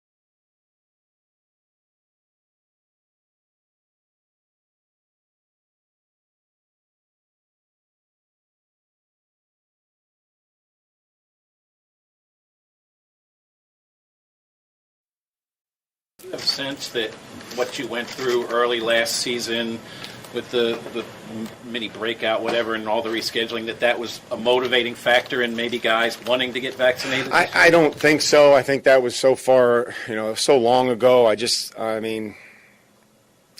think that players wanted to continue to, to educate themselves, to feel comfortable with a personal decision. And I'm not sure what their own motivating factors were. Us as a staff, we didn't have many choices. That was Mike Vrabel earlier today. The other thing that I do think maybe makes it a little difficult for Vrabel, like Nick Saban, again, we talked last week about how Nick Saban, I thought, just delivered it like the perfect message on vaccines and then the perfect hands-off approach, but we give you all the resources to make an informed decision, and you have to make it this way, and you have to make it that way, and you can do whatever you want, but here's where you hurt the team, here's where you help yourself, here's where you hurt yourself, here's where whatever. Oh, by the way, we're 90% vaccinated. Whereas I think Vrabel is so hands-off of these guys' personal lives that I think maybe it's tough for him because he was a player. Right. So he knows that if a coach gets too up in your business, how players are going to react. And I wonder if that maybe is hurting the vaccination effort on the Titans front, is that Vrabel is so, hey, your personal life is your personal life, and you got to run your personal life, when to me there is no doubt that regardless of you may not want there to be a correlation between vaccinations and competitive advantage in the NFL, there is legitimately a correlation between vaccinations and a competitive advantage in the NFL. But I still go back to there being a possibility that Mike Vrabel just doesn't want to share, no matter what it is. Because sure, I think he could be 100% vaccinated, and Vrabel would say. Right. If it was 100%, I feel like he maybe would say that. But if he says 99, then there's speculation about who's that guy that's not vaccinated. And I don't think he wants to put his players in that position. I think that could also be a possibility of him being so hands-off of their personal lives, him not wanting there to be a media swarm about who is, who's not, who's in the 75%, 85%, whatever it may be. Well, I think it's like, wasn't it last week when Dak got asked if he's had the vaccine and he was like, he said HIPAA. I think that's HIPAA, which, by the way, is not HIPAA. Like, I want everybody out there to understand. Like, you asking somebody a medical question about themselves is not a HIPAA violation. That is not what that is. A HIPAA violation, would be if your medical provider, in my case, Blue Cross Blue Shield, if I go and I have a hysterectomy, well, you cannot have one. A vasectomy. Right? Let's say I go in there for a hysterectomy, and Blue Cross Blue Shield gets the insurance info, and they're like, wait a minute, you can't have a hysterectomy. And then somebody at Blue Cross Blue Shield is like, Jared Stillman tried to have a hysterectomy. That is a violation of my HIPAA rights. If I ask you, Caroline, have you ever had chicken pox before? That is not a violation of your HIPAA rights. I have just not so had everybody chickenpox. knows what that is. I did. It was awful. But I will say this. I do wonder if Vrabel would tell us if they were good. Everybody else is telling us if they're good. But then, again, to Joe Retro's point, Vrabel's the one guy. Vrabel's different. Who might not tell us. Let's get to your reaction on 615-737-1025. Just what I've been able to piece together, I don't think the Titans' vaccination numbers are very good. And that worries me from a football standpoint. I mean, anybody who doesn't get vaccinated worries me from a health standpoint. Mm-hmm. But the people, it definitely worries me from a football standpoint. And by the way, let me say this. People are going to get mad what I'm about to say. I think it's obvious the leagues want to encourage people to get vaccinated, right? Sankey's telling people in the SEC get vaccinated. Mm-hmm. The NHL, MLB, NFL, NBA, all those commissioners have been vaccinated, talk about, the benefits of being vaccinated. I think they should all get together and they should require a vaccination in order to enter the stadium. Whoa. NFL's a private business, right? They can do whatever they want. Mm-hmm. You want to enter the stadium, just like they said, hey, you want to enter the stadium last year, you have to wear a mask.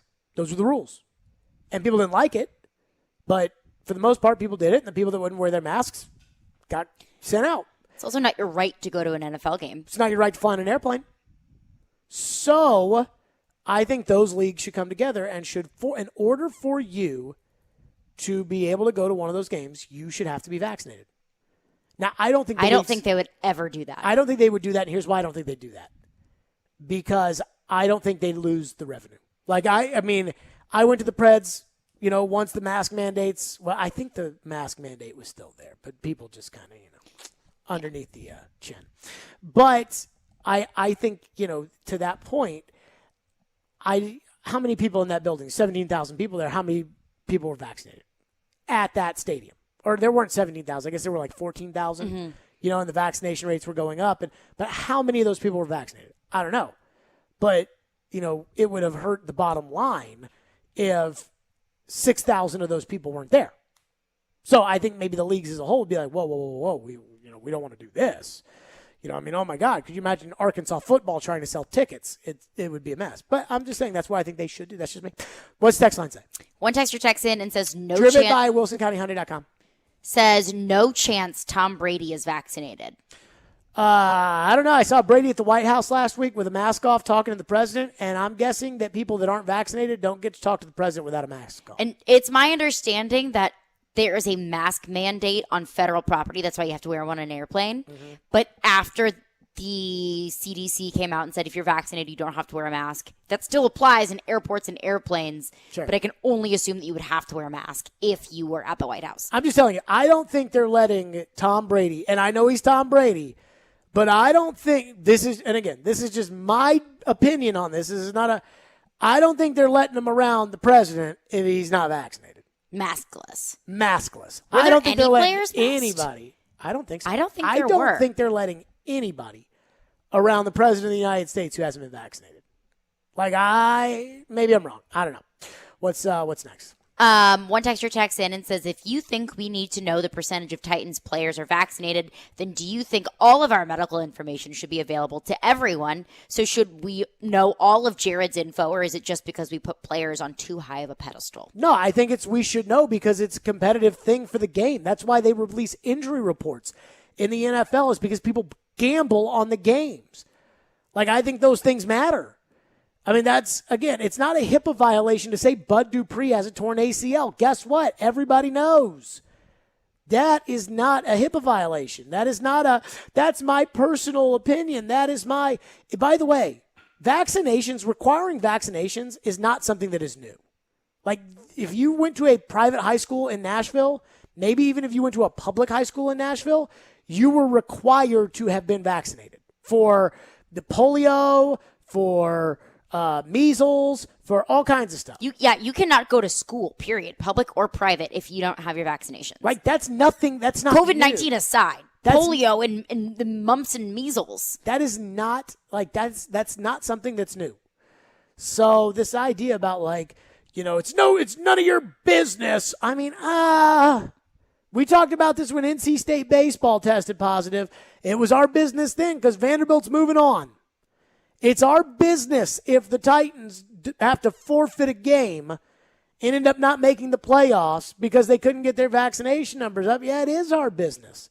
I even think Vrabel today tried to be nice about it, talking to the press about how much he's glad to have them back and, hey, let's focus on football. And, hey, I think Vrabel today, in a very Vrabel way, ended the press conference with kind of a, hey, let's all play nice and we're going to work with you this year and you work with us and let's all kind of whatever. And I think that was kind of, his way of saying, hey, let's not start any stuff about the vaccine. That's just what I interpreted that as. What else we got? Fred in Ashland City texts in and says, what happens when there is an outbreak of vaccinated players? Are they still going to forfeit? The CDC is saying some of these new strains are hardly even stopped by the current vaccine. It just seems a little ridiculous less than a year after the shot was made to revert to rules like this that have such a strong consequence on a season. So what I've seen is that the Moderna and the Pfizer, that they are taking care of the Delta variant. Now, what's next after this Delta variant? I don't know. Because this Delta variant sounds like a bad boy. And I don't know what's next after that. But it does sound like these vaccines do work. At least that's what everybody's telling me. And it was also my understanding, because we've seen it, we've seen vaccinated players test positive. It was my understanding that teams do not have to forfeit if it was an outbreak from originating from a vaccinated player. If you're a vaccinated player and you test positive, you have to miss 2 days, and then you can return as soon as you have a negative test. If you are an unvaccinated player, you have to miss at least 10 days away from the facility, and then you have to test negative before you can return. That's a big difference. You miss a game automatically if you're a player and you test positive and you're not vaccinated. You maybe miss a couple of practices if you are vaccinated and you get back out there on the field. So there are ramifications here. I get it that people don't want to talk about it. I'm not stupid. I understand that people have their minds made up on certain things, and I get it, but it does affect the wins and the losses of the football team. And thus, if it affects the wins and losses of the football team, then it affects my business. And if it affects my business, then guess what? It is my business. And that's how I feel. And I don't think the idea of people saying, hey, this is none of your business, that's not going to make it go away. Just like everybody telling, hey, you need to get vaccinated, that's not going to get more people to get vaccinated. I hate that this is where we're at, but I worry that. Somebody texted me and said, any number less than 100% is a potential problem, and no team is at 100%. So that is true. 615-737-1025. There is so much costume playing that is going on with this Texas and Oklahoma thing that now I'm starting to even question what I know to be a reality. We'll dive into that next. 615-737-1025. Stillman and Company. It's ESPN 1025 The Game, and we're streaming on the Game Nashville app.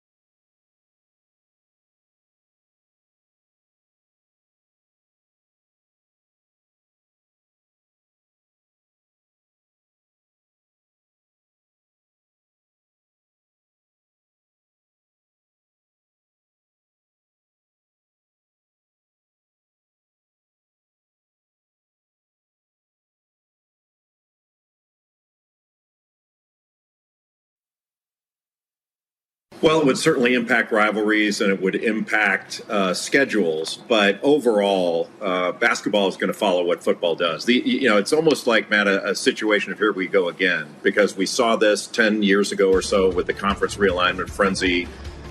You saw a lot of movement and a lot of uncertainty and a lot of backroom dealing. And you're seeing the same thing right now.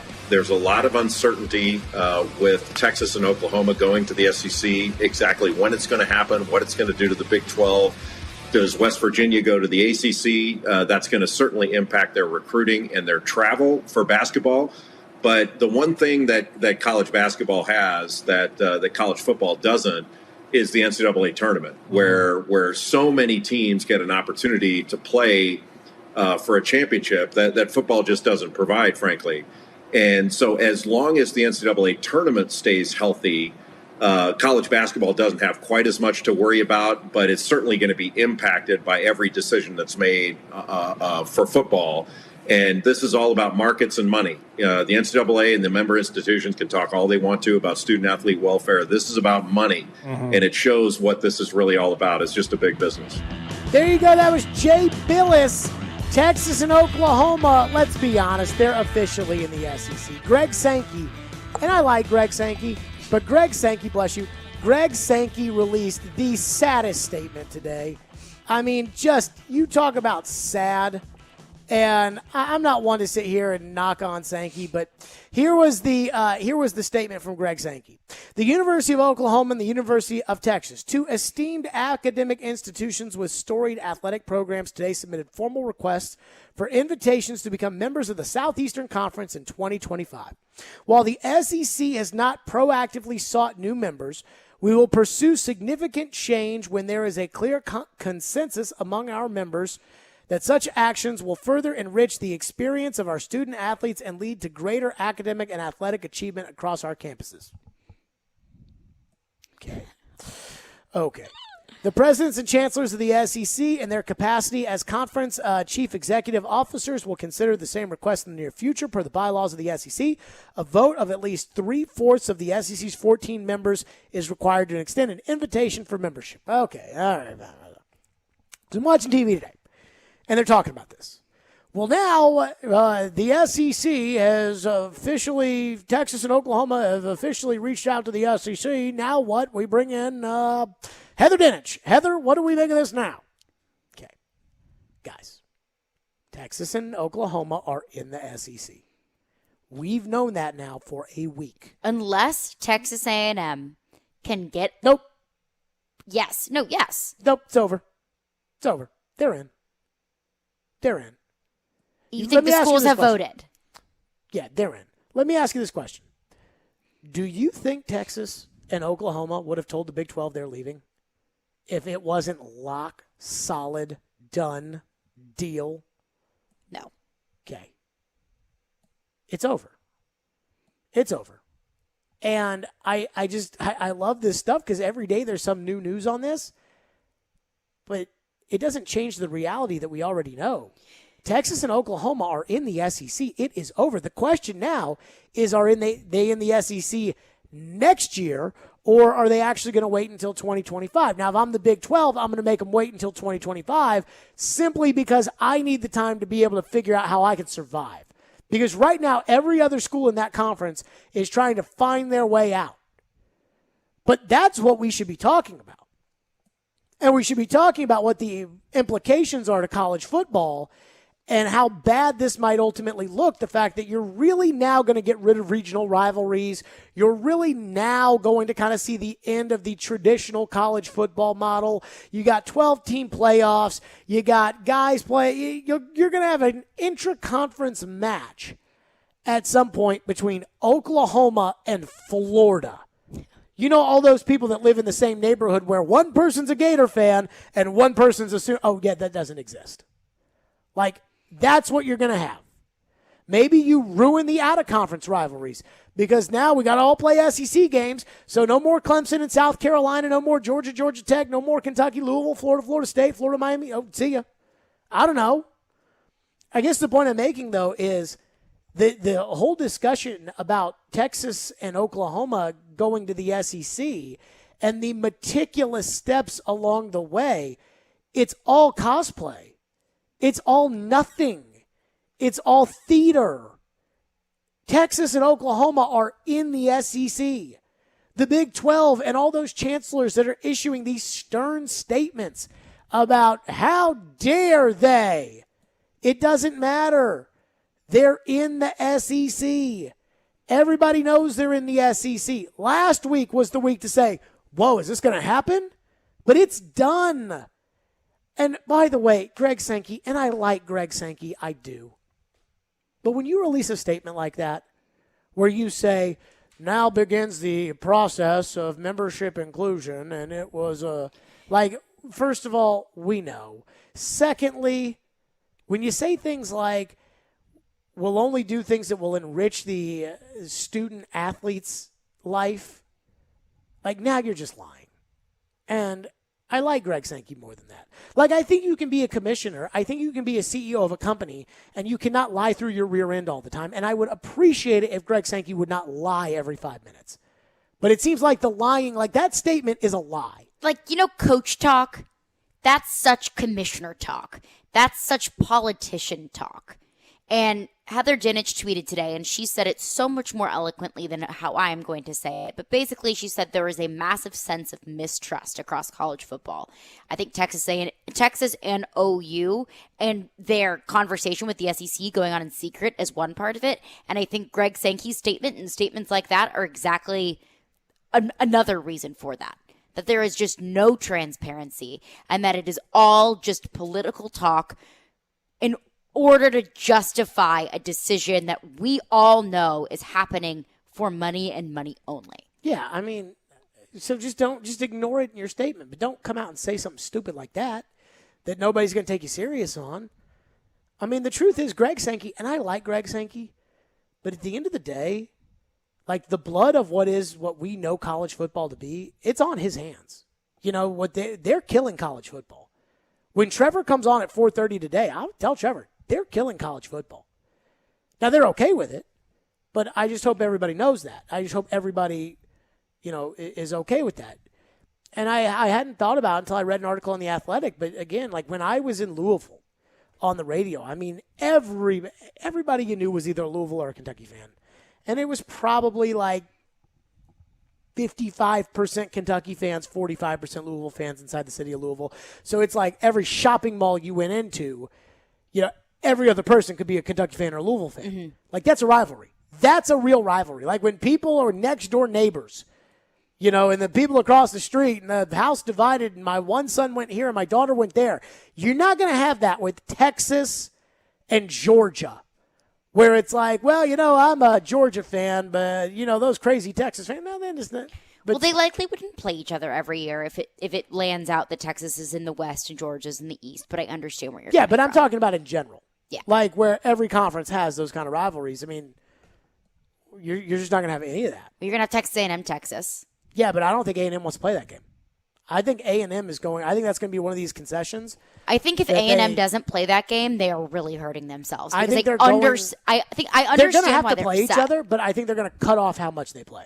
Like, I don't think they'll be in the same division or the same pod or whatever it's going to be called for when they do that. No, because Texas and Oklahoma, I feel like, will have to be in the same division / pod. Well, I just don't think A&M wants to play Texas every year. I think A&M, and I think A&M's going to have to show that they've won something in this. The SEC is going to have to give A&M something. And I don't know what it's going to be, but they're going to have to do it. But, again, to everybody out there that's like, what does this mean? I even saw our Twitter handle it today where it said Robbie and Rexford reacted this next with the statement coming out from Greg Sankey. I'm like, we knew it. This is not new news. Still got to vote. This is not new news. It feels good as done, but they still got to vote. Yeah, but But they cannot get an invitation from the SEC unless they leave the Big 12. This is like all the people, and it's happened now in the past 2 presidential elections, that are like, once the winner's announced, it's like, but now the Congress has to, like, I remember that with like George W. Bush and Al Gore back in the day. And I remember on the radio, I forget who it was, but somebody was talking about this crazy scenario where one of them is president, the other one's vice president. That was never going to happen. Like, once the winner's announced, it's over. Mm-hmm.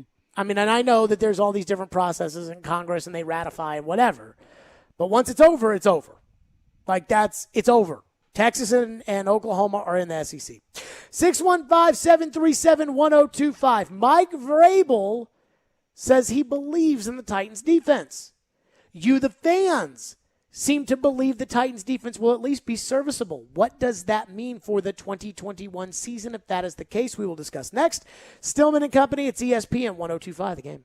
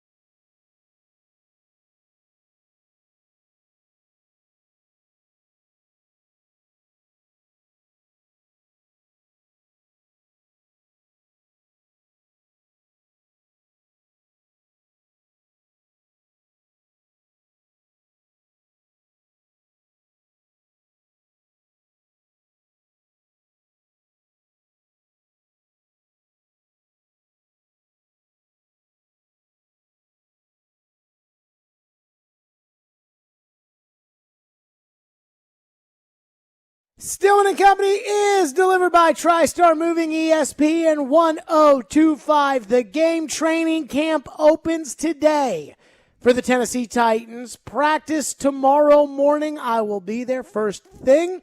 And the number one thing I'm going to be looking at, the defense. Now, again, how much can you take away from a practice? They're not going to be banging pads. They're not going to be popping guys, across the middle. They're not going to be sacking the quarterback. The things that are really important, they're not going to be doing. And Bud Dupree is on the PUP list. Caleb Farley, NFI. Those guys are both really, really important to what the Titans are trying to do. But we started the show today with a poll. And it was a poll for you guys more so than it was for us, which is, do you believe the Titans defense will be serviceable in 2021? 70% say yes. 19% say no, 11% say no opinion. So that's pretty strong. 70% of the fans think it will be serviceable this year, when last year it was absolutely abysmal. I asked Mike Vrabel today in his opening press conference, with improvements they've made, does he believe in this defense? Take a listen.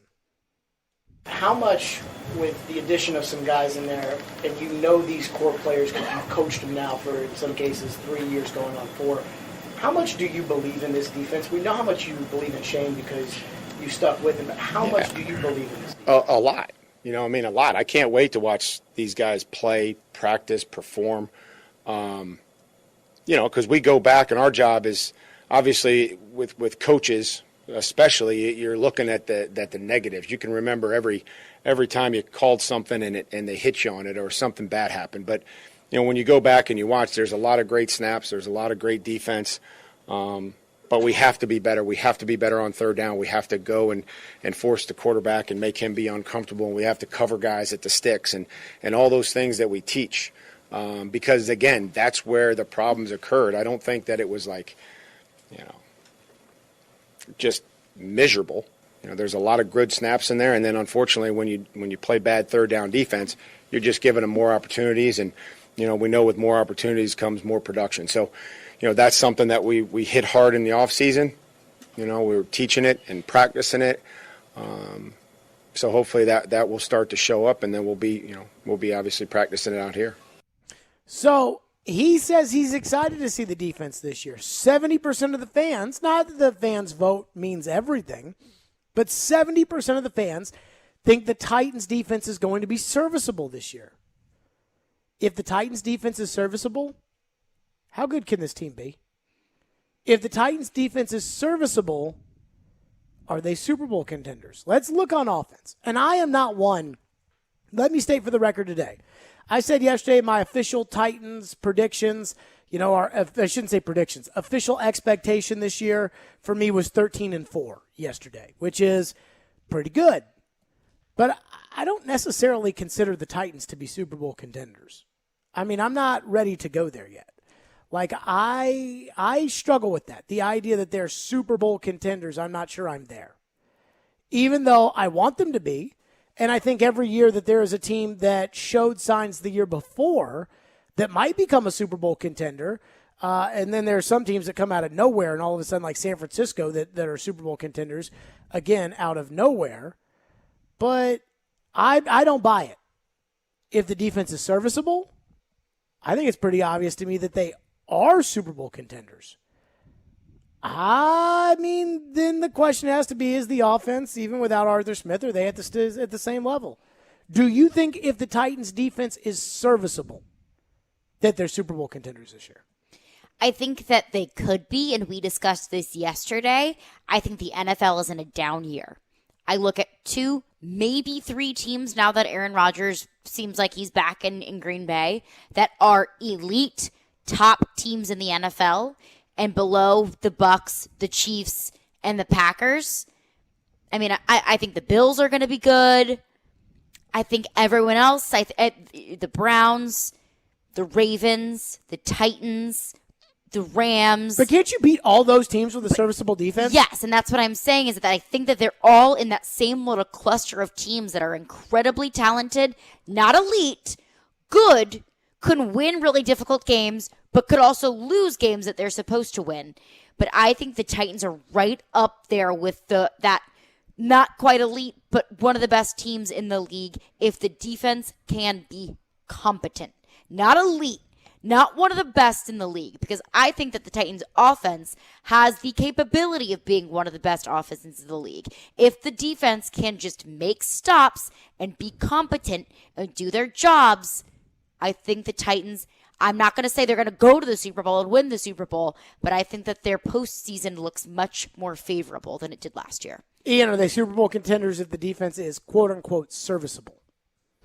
It's going to have to probably be better than serviceable to be a Super Bowl contender, I would think. It'd have to be, I'm going to go a little bit more than serviceable. Serviceable to me sounds like ranked 20th or something like that, I might need 15 to 10 range. But worse defenses have won the Super Bowl before. And I think the Titans Like who, though? The Broncos. When? With Peyton Manning. Didn't No, you just say they won a Super Colts. Bowl? That was the Colts. The Broncos team, that's the one example, the 2006 Colts, are the one example where they didn't have a good defense. They were ranked 21st. And so that's probably serviceable. 21st in the league. And you need an elite quarterback for something like that. And it was and the Peyton Titans Manning don't at have quarterback. that. The Right. Titans, like if you're going to be around there, your offense is going to have to be legit, and you're going to need your quarterback to play well in the playoffs and not just Derrick Henry.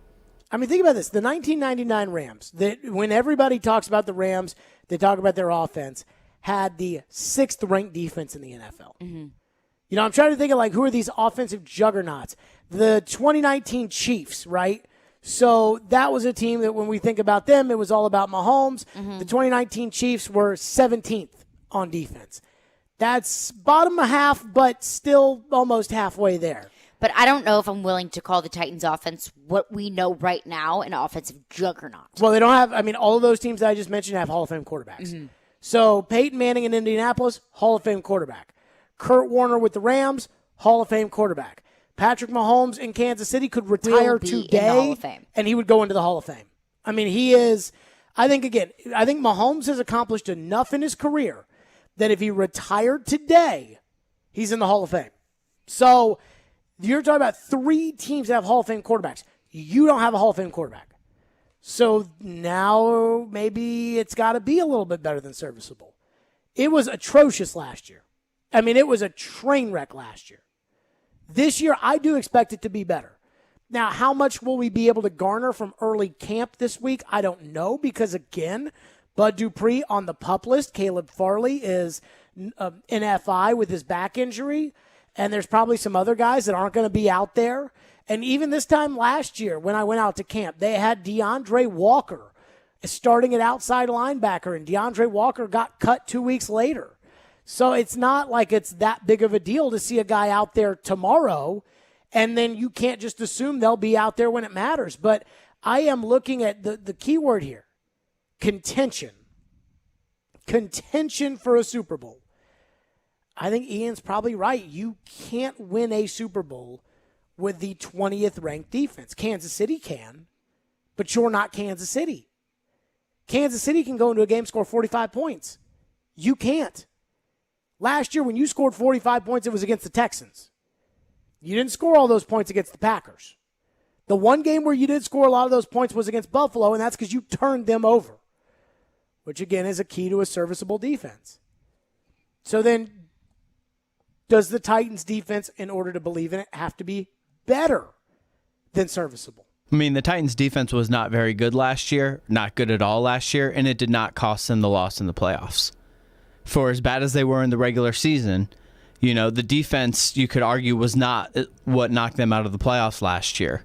So, yeah, I don't know what that means for this year, but... Do you buy that, though? I know what you're saying. Only giving up 20 points or whatever to Baltimore. Yeah, but I go back to that Ravens game, and, the one thing that we said in both of the Raven playoff games that we said, look, this absolutely cannot happen, is Lamar Jackson just start taking off and going. Especially early, right? Getting ahead and doing their thing.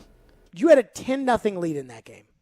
You had a 10-0 lead in the first quarter of that game. And it totally changed when Lamar Jackson took off for 48 yards and scored a touchdown. The one thing that you did not let happen, and this to me is the difference between the two Titan defenses. In 2019, when you went to the AFC Championship game, your defense wasn't good. They were not good. But they kept the big bad play from happening until they played Kansas City, and Kansas City did that to everybody. They kept the big bad play from happening, and they were really good in goal line defense. And they stopped the Patriots on the goal line, and they stopped the Ravens on their 2 4th and shorts, and it totally changed the game. But we went into that Ravens playoff game in Baltimore in 2019. We said they cannot let him run the ball like that. And they contained him. They totally contained him. Dean Pease threw the kitchen sink at him, and Lamar was frustrated. And last year, the Titans defense got off to a decent start in the playoff game, and then I think they got a little too cocky, and they were trying, because I think they got 3 sacks early, and this is a defense that never sacks anybody, and they get 3 sacks early, and so now I think they're getting aggressive and going at Lamar, and he breaks one in a 10-3 game, and now it's tied 10-10. And at that point, Lamar's got you on your heels, and it's a close game, so running and throwing is an option, and then you couldn't stop anything they tried to do. They give it to Dobbins. Like, the Ravens are not a score 40 points team, and that's why they didn't score 40 points. But you go back after that, I can't remember. I'm going to pull this up. What the drives looked like after the Lamar Jackson touchdown, which absolutely could not happen right before the end of the half. And I want to see how many times the Titans, really stopped the Ravens. They got a 3-and-out. So the Ravens scored a touchdown to start the second half. Titans got a 3-and-out. The Ravens missed a 52-yard field goal from Justin Tucker, and that guy does not miss. So that was a gift. He missed a 52-yard field goal. Then Tucker hit from 51 on the next drive. Then Lamar, as you're using your timeouts to try to get the ball back, Gus Edwards on a third down and what was the down and distance here? On a 3rd down and 1, Gus Edwards gets 5 yards and the game's over. So we can talk about that the defense wasn't that bad in the playoff game because they only gave up 20 points, but they got 1 stop in the second half and 1 stop on a missed field goal. And when you play the Ravens, when the Titans play the Ravens, neither team's trying to score 50 points. So I don't give the defense credit for that Ravens game. Now, Ian is right. Is the quarterback play good enough? Because that's the other element of this is Tannehill. And everybody here wants to say, yes, Tannehill's the guy, and then turn your back on you because it's like, how dare you question Tannehill? Cross your arms, turn your back, whatever. But the 50 people Jeremy Fowler talked to inside the league don't think he's a top 10 quarterback. So, but again, that's the question, I guess, for the fans is Vrabel says he believes in this defense. I think you, the fans, believe in this team. So my question is, if the defense is serviceable, are they Super Bowl contenders, or is that still is talking about Super Bowl contention? Is that too much? Is that too much? Is that too big of a goal for us to look at the Titans to be able to attain? 615-737-1025 is our phone number. We'll get to your reaction. 615-737-1025. Plus, we'll hit some headlines as well coming up. And Trevor Maddich later this hour, so we are absolutely loaded on that. 615-737-1025, Stillman & Company. We are live from the Wholesaling Studio, powered by RumbleOn.com. It's ESPN 1025, The Game.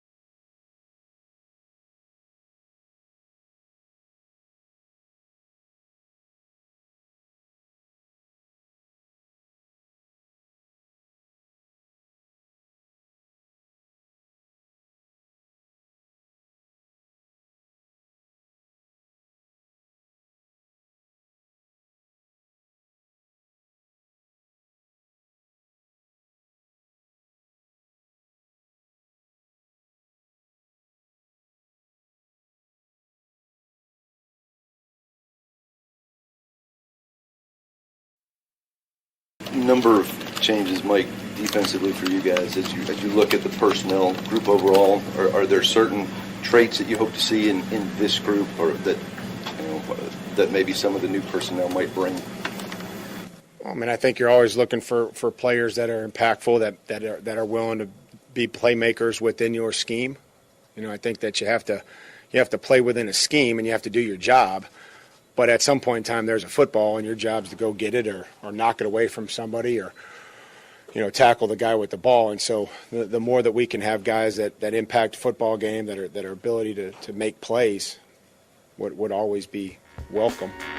There you go. That was Vrabel, and yes, it would be very important. Let's get to your phones delivered or driven by WilsonCountyHyundai.com. Caroline Fenton, what do we have in the text line? One texter texts in and says, I think it's possible the Titans' offense takes a step back and the defense takes a step forward. There's a serious question about both coordinators being replaced and no reliable special teams. Okay, so I'm going to say this, and I'm going to say this once, and I may regret saying it because I may flip-flop on it down the road, but I'm going to say it right now until I see something that tells me otherwise.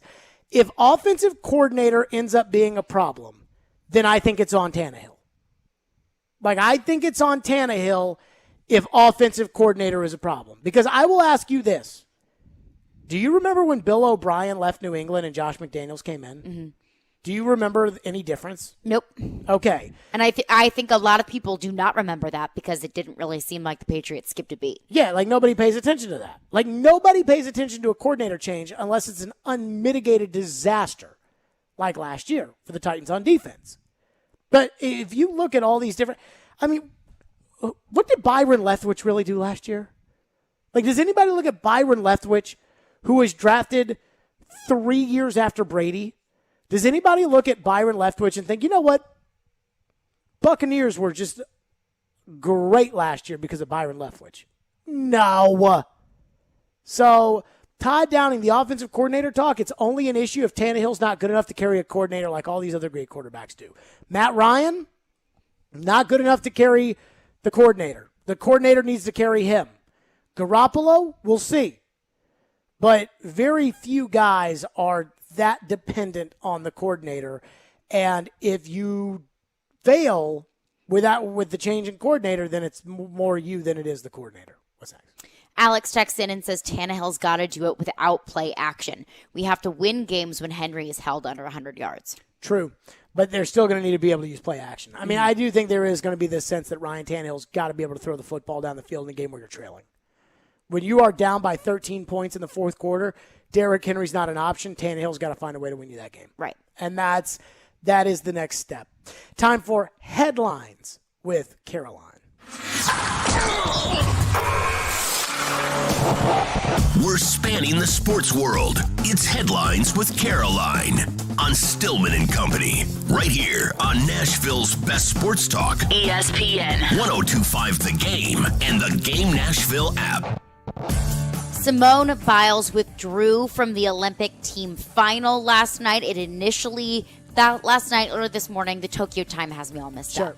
But it initially came out that it was medical reasons after she stumbled, had a tough fall after the vault, which is her best event. It came out that she was going to resign for medical reasons, but she later came out and said that she's not injured. Physically, she is fine, but she withdrew for mental health reasons. And the United States women's gymnastics team won silver behind Russia last night in the overall team event. Yeah, I see a lot of people that are kind of mad at Simone Biles. I don't think there's a place for that. The idea that Simone Biles is coming out saying, hey, mentally I just didn't feel like I could compete. And I'll give you an example. Michael Jordan won 3 championships and took 2 years to go play baseball. Mm-hmm. That was mentally, he didn't want to do it anymore. Couldn't do it anymore. Michael Jordan retired. So for everybody out there, if you're going to criticize Simone Biles, just know a lot of people go through a lot of stuff. What was the driving factor in Michael wanting to go play baseball? It wasn't the physical ailments of the game of basketball. It wasn't the physical problems of not being able to play the game at the highest level. It was the mental element after losing his father. And Michael Jordan went and played baseball. So if you're going to get on Simone Biles, then you tell me every single person that's had an issue in sports that's mental and you tell me what they're just not tough enough. So I'm on Simone Biles' side here, and I think if you're criticizing Simone Biles today, you yourself are a loser. I mean, it really is the essence of, in order to be, it's like these college coaches that talk about these uniforms, and they say, feel good, play good. That is a reality in life. When you like your job and you're in a clear mental headspace, you are a lot better than when you're not. You think Simone Biles is under a lot of pressure? I think she is. That's why Michael Phelps, hey, remember Michael Phelps? Michael Phelps isn't participating anymore because he didn't want to do it anymore because of all the mental pressure that he put on himself. It's hard. The intensity of the Olympics is real. I mean, that's why everybody likes it. You can feel it. I mean, my heart broke yesterday watching us lose the softball gold medal game. It is real. So I think if you're criticizing Simone Biles today, you're just a loser. And I think as well, I mean, at its core, sports are mental, but especially gymnastics. I was a diver my whole life growing up. Gymnastics and diving, very, very similar. You're throwing your body at something off of something. Diving was incredibly difficult because I feel like physically there are a lot of things I could have done. Mentally, I couldn't get over it. And that was ultimately why I had to stop diving. I understand where Simone Biles is coming from. But I think the biggest thing moving forward is she has other events. She did not withdraw from Tokyo. She withdrew from the team final last night. She has the opportunity to defend her all-around gold medal from 2016 on Thursday. She's also qualified for 4 other individual events throughout the games in Tokyo.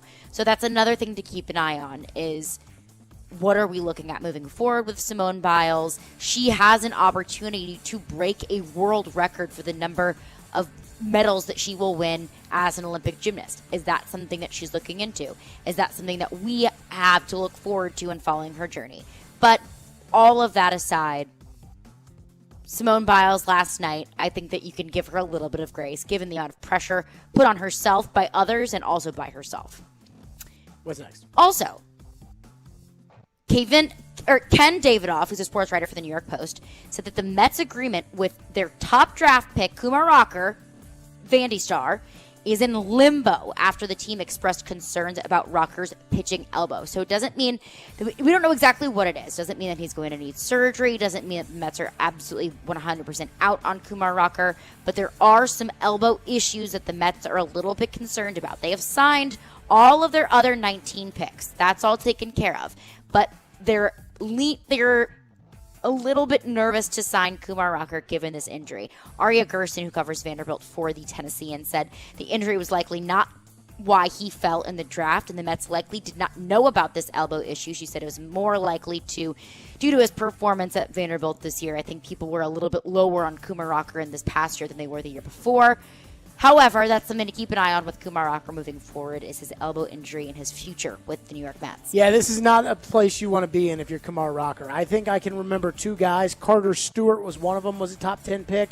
He ended up not being able to sign, and that was tough on him. I'm not sure he ever resurfaced after that. Barrett Lou, Texas A&M, he was a top pick, I believe, and the commissioner's office basically made him a free agent, and he never made it in the big leagues with an arm injury. And I want to say there was a kid, was it Brady Aiken? Maybe a couple of years ago, Brady Aiken was taken number 1 overall, and I don't think he made it with an elbow injury. This is not a place you want to be if you're Kumar Rocker. I do wonder this, though.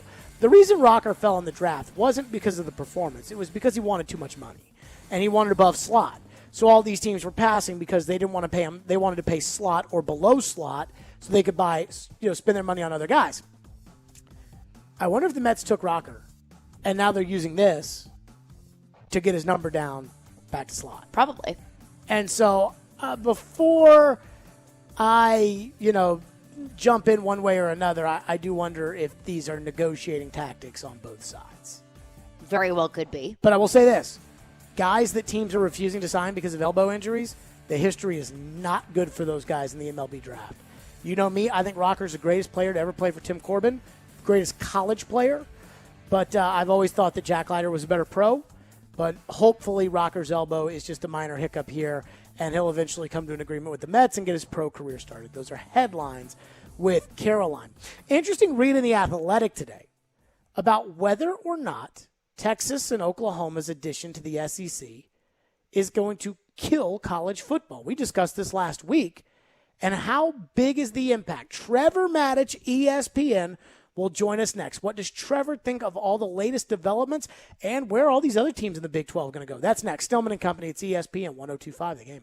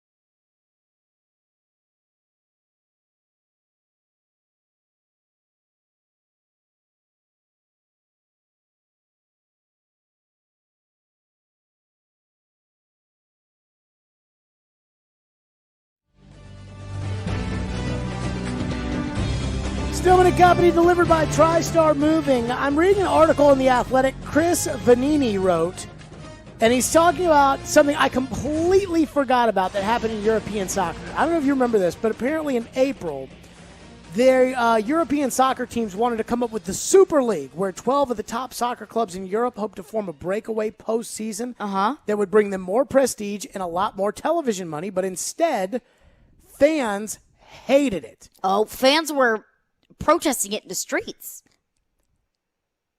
That's kind of how I feel like Texas and Oklahoma joining the SEC are. And I get it.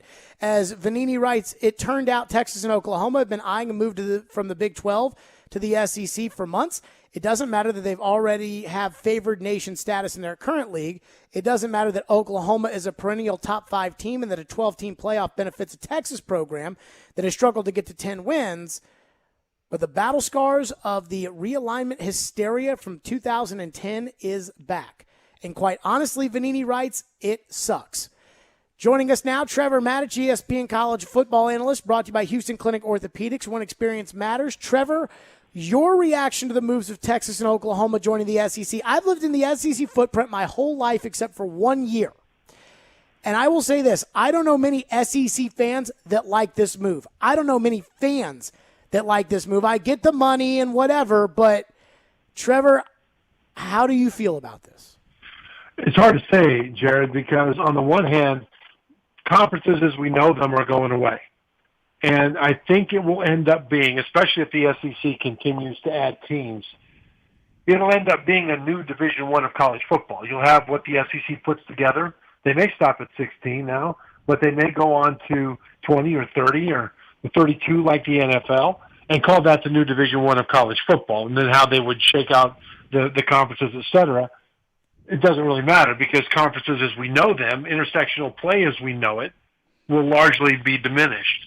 The second thing I'm thinking is, what does the rest of college football do? And if I'm the Big Ten, for example, I can't let the SEC be the super conference because the Big Ten doesn't want to take a back seat to anybody. I know that they haven't won a championship since Ohio State did a few years ago, but at the same time, they make a ton of money over there, and they don't want to be left in the dust. So what if they end up with a partnership, say, with the Pac-12 or the top teams in the Pac-12 to try to be the rival to the SEC so the SEC doesn't run away with everything? So what's going to happen now? Well, whatever happens, it sounds like the Pac-12 and the Big 12 and the Big 10 and all those teams fighting for a conference championship and then getting together nationally to see which conference champion might be better. That stuff seems to me on the way out. Trev, what I'm bothered with, and I said this on Friday, is that with these super conferences, because I think that's where we're headed, the SEC is now a super conference. I mean, to think about all the rivalries that are in that league, and then to think about the idea of Oklahoma playing Georgia, like that's, okay, fine, whatever. But with the super conferences, with the paying the players through name, image, and likeness, which, by the way, might be the least of my concerns, the transfer portal, and now a 12-team college football playoff, this isn't the same sport anymore. Like, this is just everybody go and get your money, and that's what this is about. And all these universities can sit in the back and count their money and laugh about it. But, I mean, for us, the fans, I think it kind of sucks. I think it looks like it might be. I think a lot of fans are worried about that, Jared. I'm not ready to take that leap yet. And the reason is that when we look at the NFL, the NBA, we look at professional leagues where people are getting paid a fortune, just a rip-roaring fortune. To play the game. And we don't think of it, or at least I don't think of it any differently when they get onto the field. How much Tom Brady makes, how much Gronk makes, how much whoever makes. To me, I want to watch the game. Just don't put it in my face.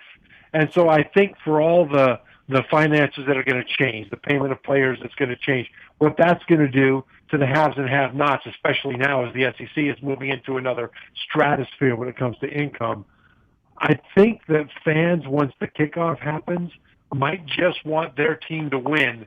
And if it's a new way of going about winning, whatever, I just want my team to win. And I'm guessing that's where it's going to be. Sure, but here's where I disagree with you in that, and I will compare this to Major League Baseball. I'm a big Major League Baseball fan, Trevor. When I was a kid, Major League Baseball mattered. I mean, we had stars.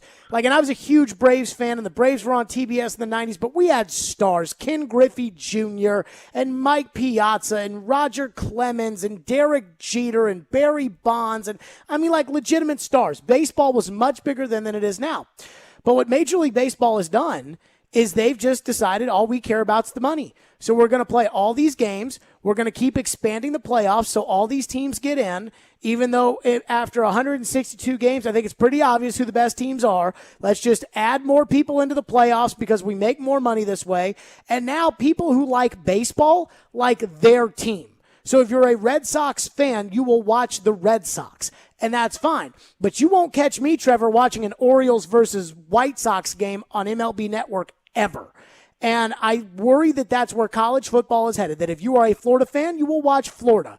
But you will not be all about college football all the time like we normally are on a Saturday because, quite frankly, it just seems like they're selling out to the money. Just like baseball sold out to the money, just like the NBA is sold out to the money where everybody makes the playoffs in the NBA. And I worry that it is a slippery slope that college football is headed down where they are sacrificing what makes college football great. The rivalries, the conference championships, the scarcity of winning a national championship. We're sacrificing all of that for more money that none of us are going to see. And I worry that just like baseball, it's ultimately going to kill us. Baseball makes $9 billion a year. They make $1 billion less than football in, pre-COVID times. But guess what? Nobody talks about baseball anymore, and nobody cares about baseball outside of their team. And I worry that's what's happening to college football. Yeah, it's going to change the way you look at it for sure. But if you're an Alabama fan, are you going to hate Auburn any less because Texas and Oklahoma are in the league? I don't think so. Are you going to hate Auburn any less if you're an Alabama fan? If you and Auburn are in some sort of an arms race to be able to pay players more to get them there, I think you'll probably hate them more. And there'll just be a new system. My hope is this. My hope, Jared, is that the new college football will be like the current college football when Oklahoma and Nebraska, old members of the Big Eight, when they played, it was appointment football. I mean, it was Alabama-Auburn. It was Georgia-Florida. It was the most awesome rivalry. It was good versus evil. Tom Osborne, the coach of Nebraska, was good. Barry Switzer, the coach of Oklahoma, evil. It was just appointment viewing. And then the Big 12 happened. And they ended up in opposite divisions, Nebraska and Oklahoma. And then Nebraska, because they hated Texas, ended up going to the Big 10. Nebraska-Oklahoma now is not a thing. And people that aren't, under the age of 30 or 40 don't know anything about that awesome rivalry. Now, they're going to play again this year, but it's not going to have the same kind of impact as it had before. And yet college football went on, and yet rivalries continued in places that were also important. I'm hoping that that's what's going to happen. The thing I worry about is that if these conferences turn into super conferences and, it goes from 16 to 20, or even if it just stays at 16, let's say the Big Ten goes to 16. Let's say the ACC goes to 16. In the NFL, the AFC and the NFC are 16 teams. They each have 14 divisions. They have multiple rounds of playoffs, and then a 16-team conference against the other 16-team conference. Their champions play in the Super Bowl. And I worry that college football will end up being like that, much in the way that the NFL is. Nobody really cares about the divisions and the division race other than they want their team to win the division race. But no one's like an SEC fan or an ACC fan. I love the Big Ten. The Big Ten is my league, right? Nothing like that exists in the NFL. And what you said about conference championships, about conference races, all of a sudden being absorbed into super conferences that may have multiple levels of playoffs just to get to the conference championship like the NFL does, then we may have one of the things that made college football great for over a century go away. And what will happen then? We're going to lose a lot if that happens. I just hope we gain enough to make it worthwhile. I have a problem with this too, to your point about the rivalries, where I mean, look at what conference realignment has done to Nebraska. I mean, Nebraska was one of the first teams to realign the conferences in 2010, and it's ruined that athletic program. And I keep going back to kind of the conference championships. When we had the BCS system, Trevor, I'm an SEC fan. So I grew up a Vanderbilt fan. Not sure I really care much about Vanderbilt now, but I would always root for the SEC. So if it was LSU versus Ohio State in the national title game, I'm root for LSU. Florida, I'm root for them. Georgia, whatever. And I go back in the day when you could watch another team's conference or another team's late game because it was like, oh my goodness, if Baylor beats Kansas State, then Alabama gets into the championship game. And now that's gone. I have no reason to watch that Baylor K-State game. And I'm not going to.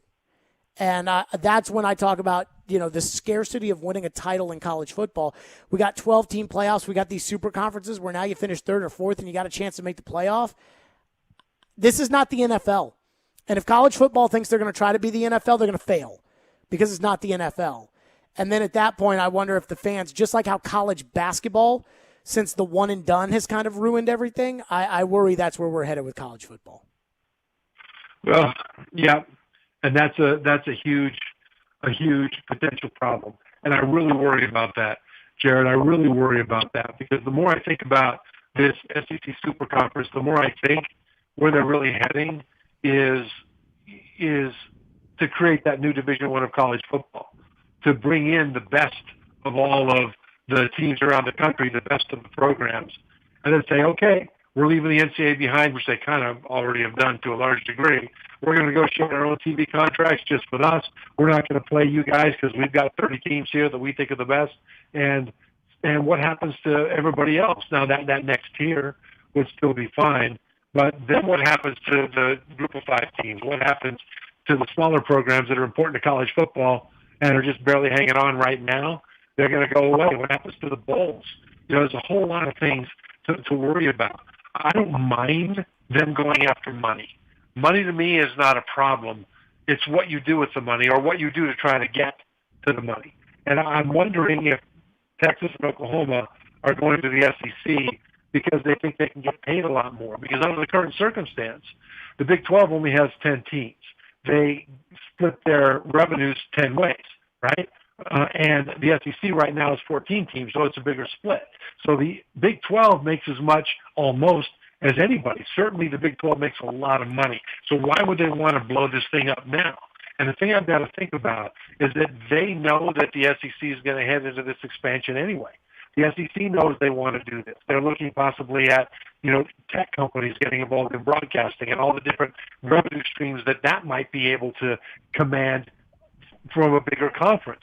And maybe Texas and Oklahoma and the SEC said, we don't know where all this is going, but we don't want to be left behind when the music stops.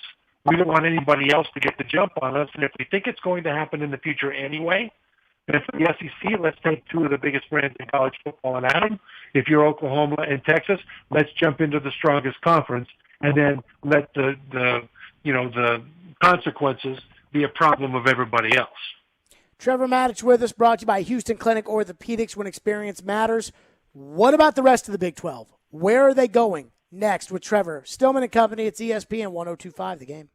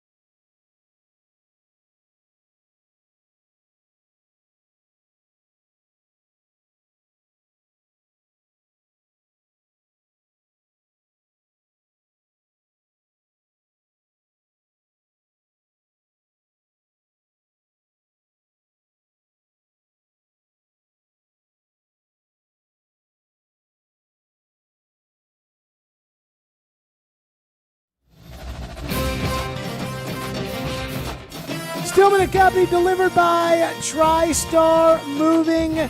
Trevor Maddich with us, ESPN college football analyst. So we know Texas and Oklahoma are headed to the SEC. That's 16 teams there.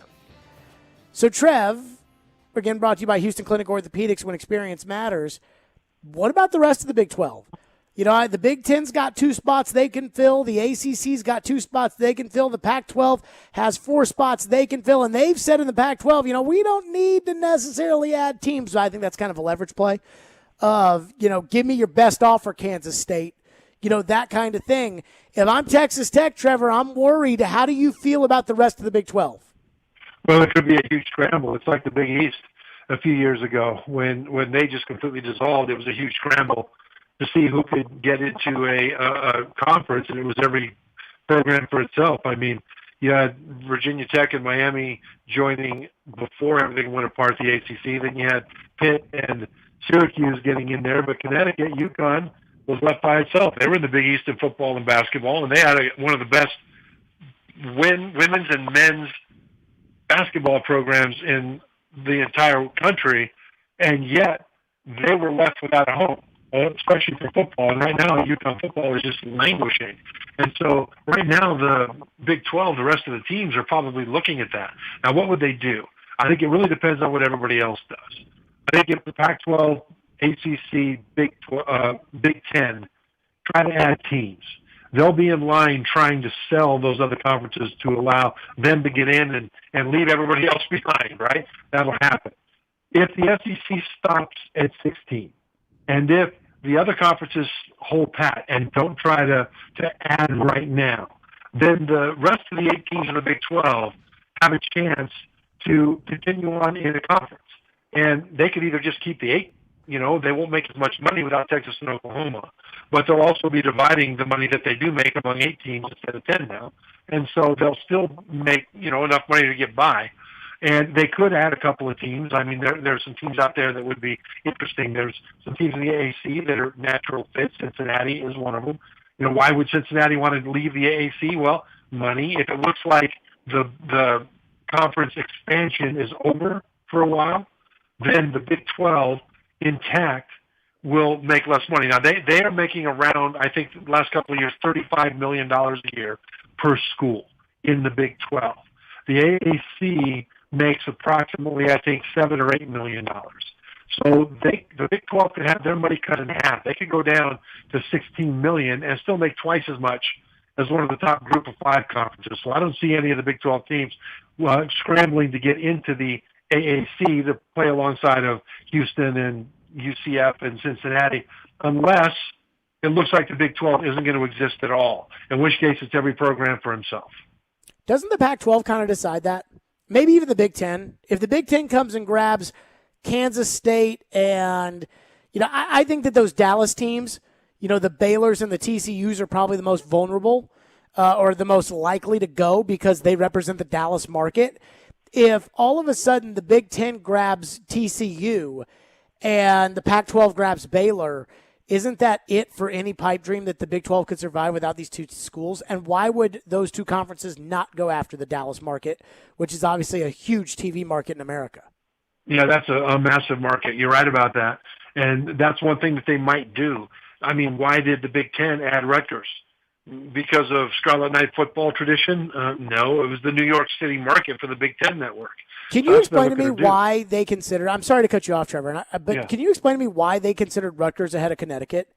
When Connecticut, I think more people in New York care about than Rutgers, and Connecticut has a much better basketball program than Rutgers?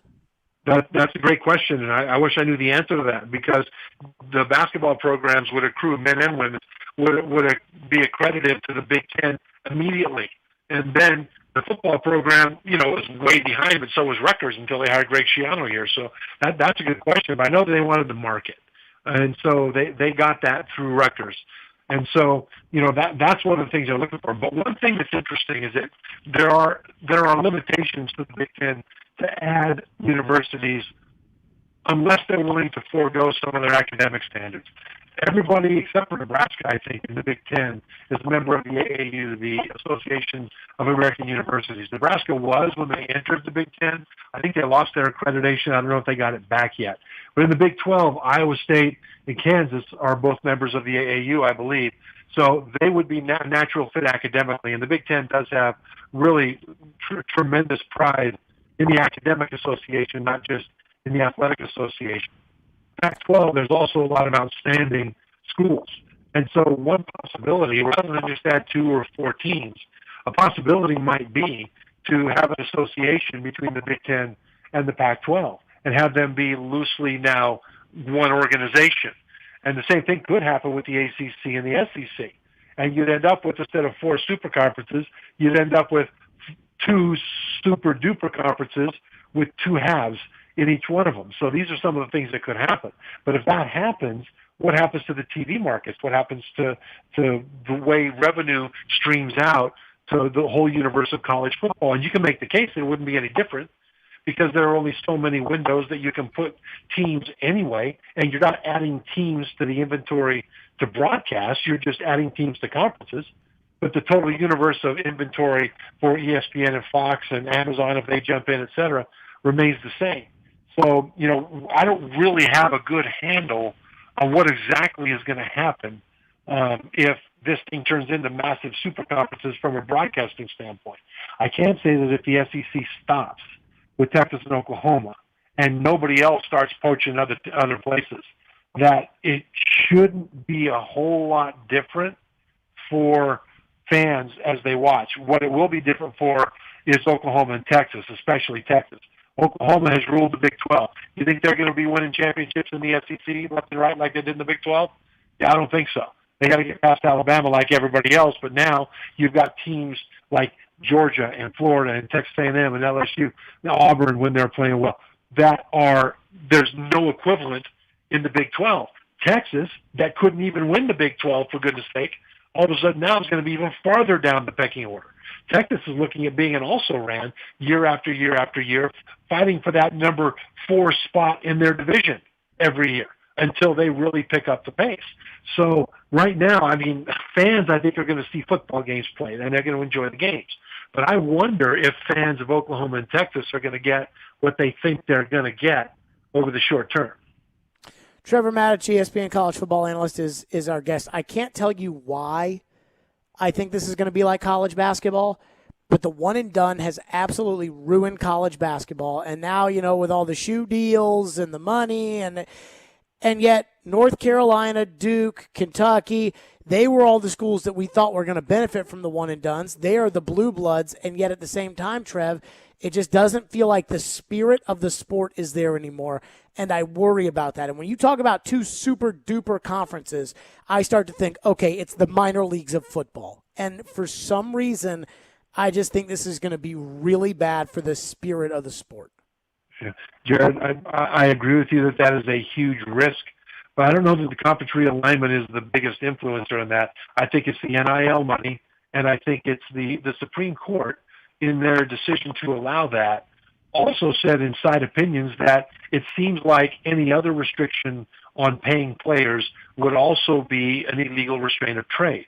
Right now, schools can't pay players directly, but NIL businesses can, right? Well, if schools are allowed to pay players directly, and maybe this is one of the things that the SEC is trying to get ahead of, then you'll have boosters and companies paying for NIL. You will have schools paying directly on top of that for high school recruits and for transfers. And the SEC is positioning itself to make the most money of any conference by a wide margin to be able to bolster the NIL money coming from outside sources with direct payments from schools. Now, that doesn't exist right now, but I don't think there's any way to stop it. And I think that will do more to make the college football like the NFL than conference realignment. Trevor Matich, ESPN college football analyst, is presented by Houston Clinic Orthopedics, when experience matters. Trev, camps are opening up around the country. We will talk next week. All right. Thanks, Jared. Yep, Trevor Matich joining us on the program. And maybe Texas, Oklahoma is the greatest thing that ever happened to college football and going to the SEC, but I certainly don't feel that way, and I feel like it's going to end up like basketball. I really do. Coming up next, the Predators. Tomorrow is the start of NHL free agency, which we will be all over. But before we get into the Predators and their newfound cap space, I'm still trying to figure out what they're trying to accomplish. We'll get to that coming up next. Stillman and Company. It's ESPN 102.5 The Game.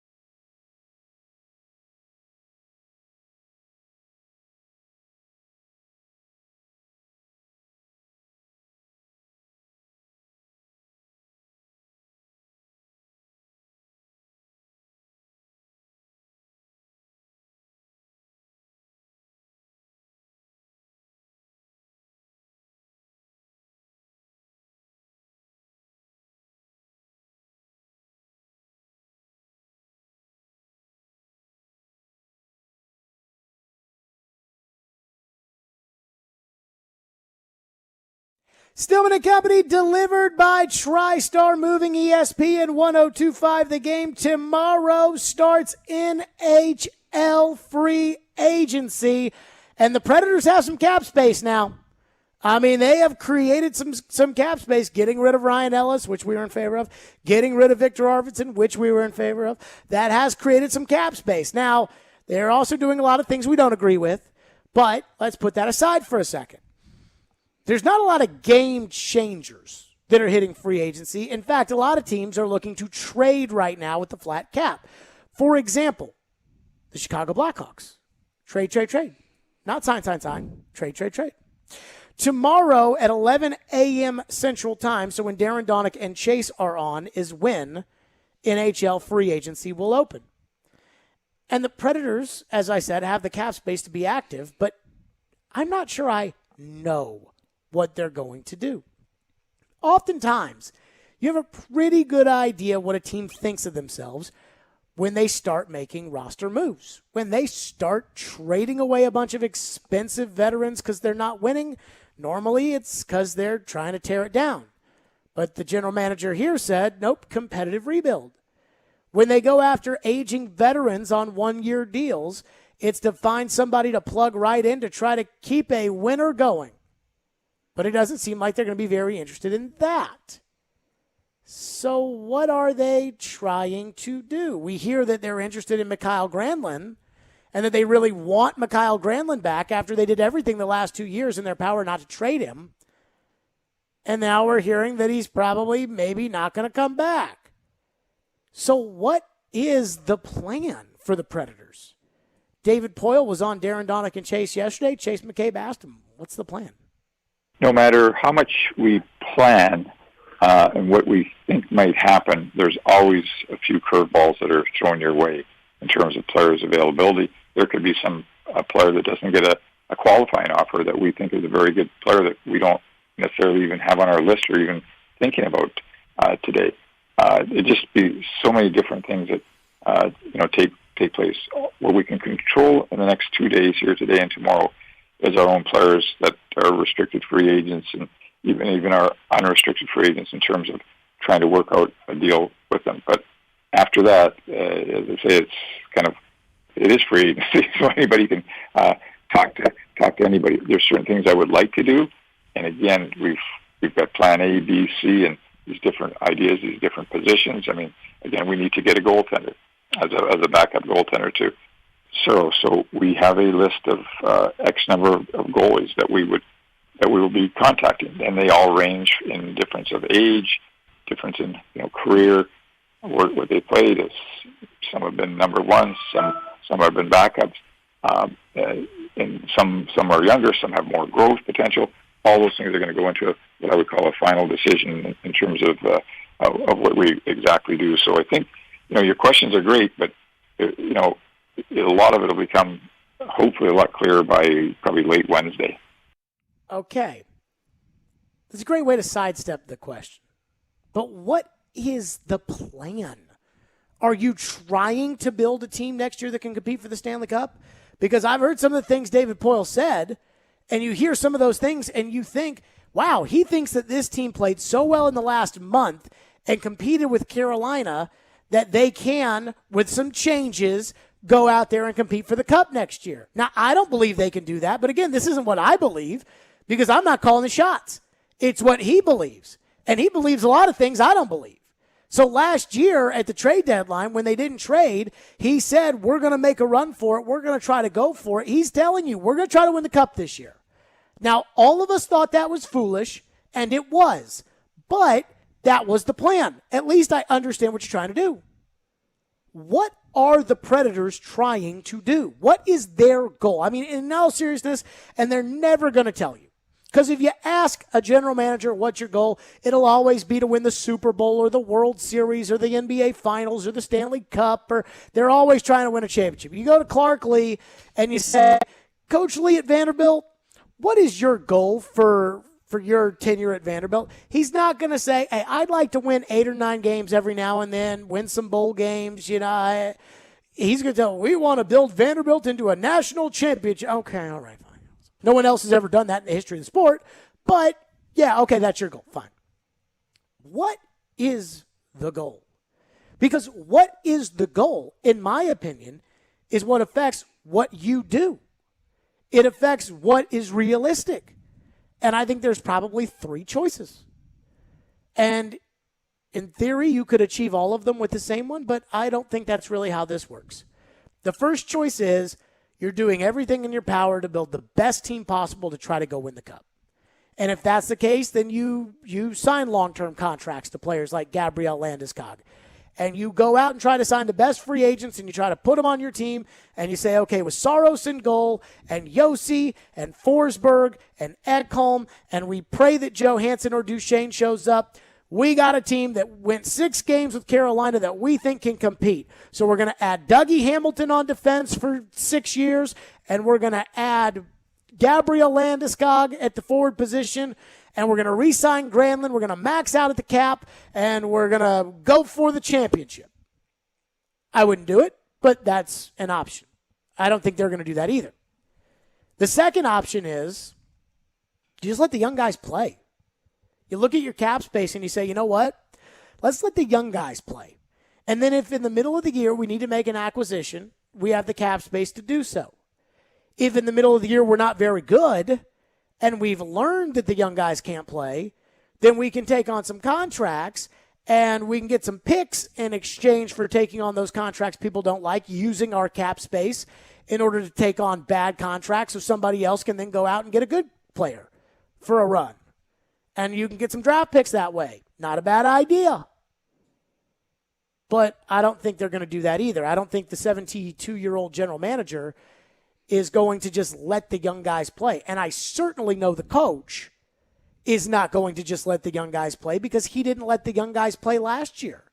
The only time the young guys got to play was when everybody got hurt. Then they turned it around. Then he took the young guys out of the lineup. So I don't think they're going to do that. So then what's in between there? And that's the third choice, which is let's build a team that's good enough to compete for a shot at making the playoffs. And I have no interest in that. And I'm not accusing the Predators of doing this because, quite frankly, I don't know. They are not a better team today than they were when they lost to Carolina. Because even though I don't think Granlund gets you closer to winning a cup, I don't think Haula gets you closer to winning a cup, I certainly don't think Ellis is the missing ingredient or Arvidsson, you are better off with them than you are without them. So what are they trying to do? I don't get it. If you trade for Cody Glass, for example, Cody Glass, a top six forward that has never really made it with Vegas, but you want to give him a chance here. Does it make any sense to resign Granlund? Because Peter DeBoer told The Athletic, Adam Vingan will be on with us later this hour, Peter DeBoer told them and said, look, we couldn't play him last year because he's a top six forward. He's not a bottom six forward. Well, then he's got to play in the top six here as a center. So don't bring back Granlund to take that spot. Like, what are they trying to accomplish? And now, if I got a vote in this, I would say this. I'd let the young guys play. I would let Fabro play. I would let Carrier play. I would let Tolvanen play. I would let Tomasino play. I would let Cody Glass play. I would let Connor Ingram be the backup, and I'd let him play. And I'd let the young guys play. And I'd see where I go from there. And I'm fine with that strategy. Because if you let the young guys play, you're going to find out if they're any good.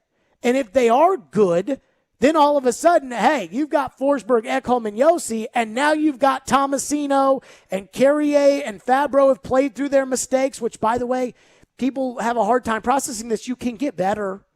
You can actually get better when you're in the league and you get more experience. Tolvanen last year was more talented shot than they've ever had. So I look at this and I think, okay, they should let the young guys play. But I just don't think the coach is going to let them do that. Not going into a contract year. Because there is a risk when you let the young guys play. We've seen it in basketball. We've seen it in baseball. We've seen it in hockey. You let the young guys play. The Jacksonville Jaguars are going to let the young guys play this year. Guess what the Jacksonville Jaguars are going to do? Lose. So there is that disadvantage that when you let the young guys play, every now and then you'll pick a guy here or there that's pretty good, but most of these guys probably aren't going to crack it. Some of these guys aren't ready. You're throwing them in there too soon, but okay, fine, let them play. But there is a chance that you won't be very good.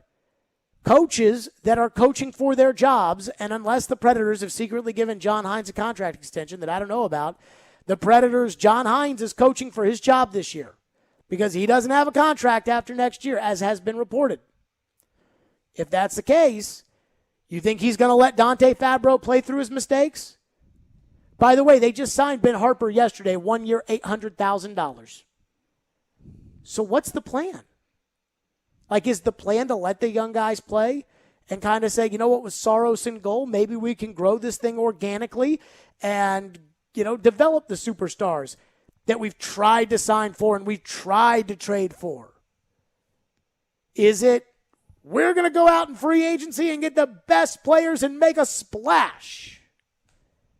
And I just don't know the answer. And tomorrow maybe we'll find out.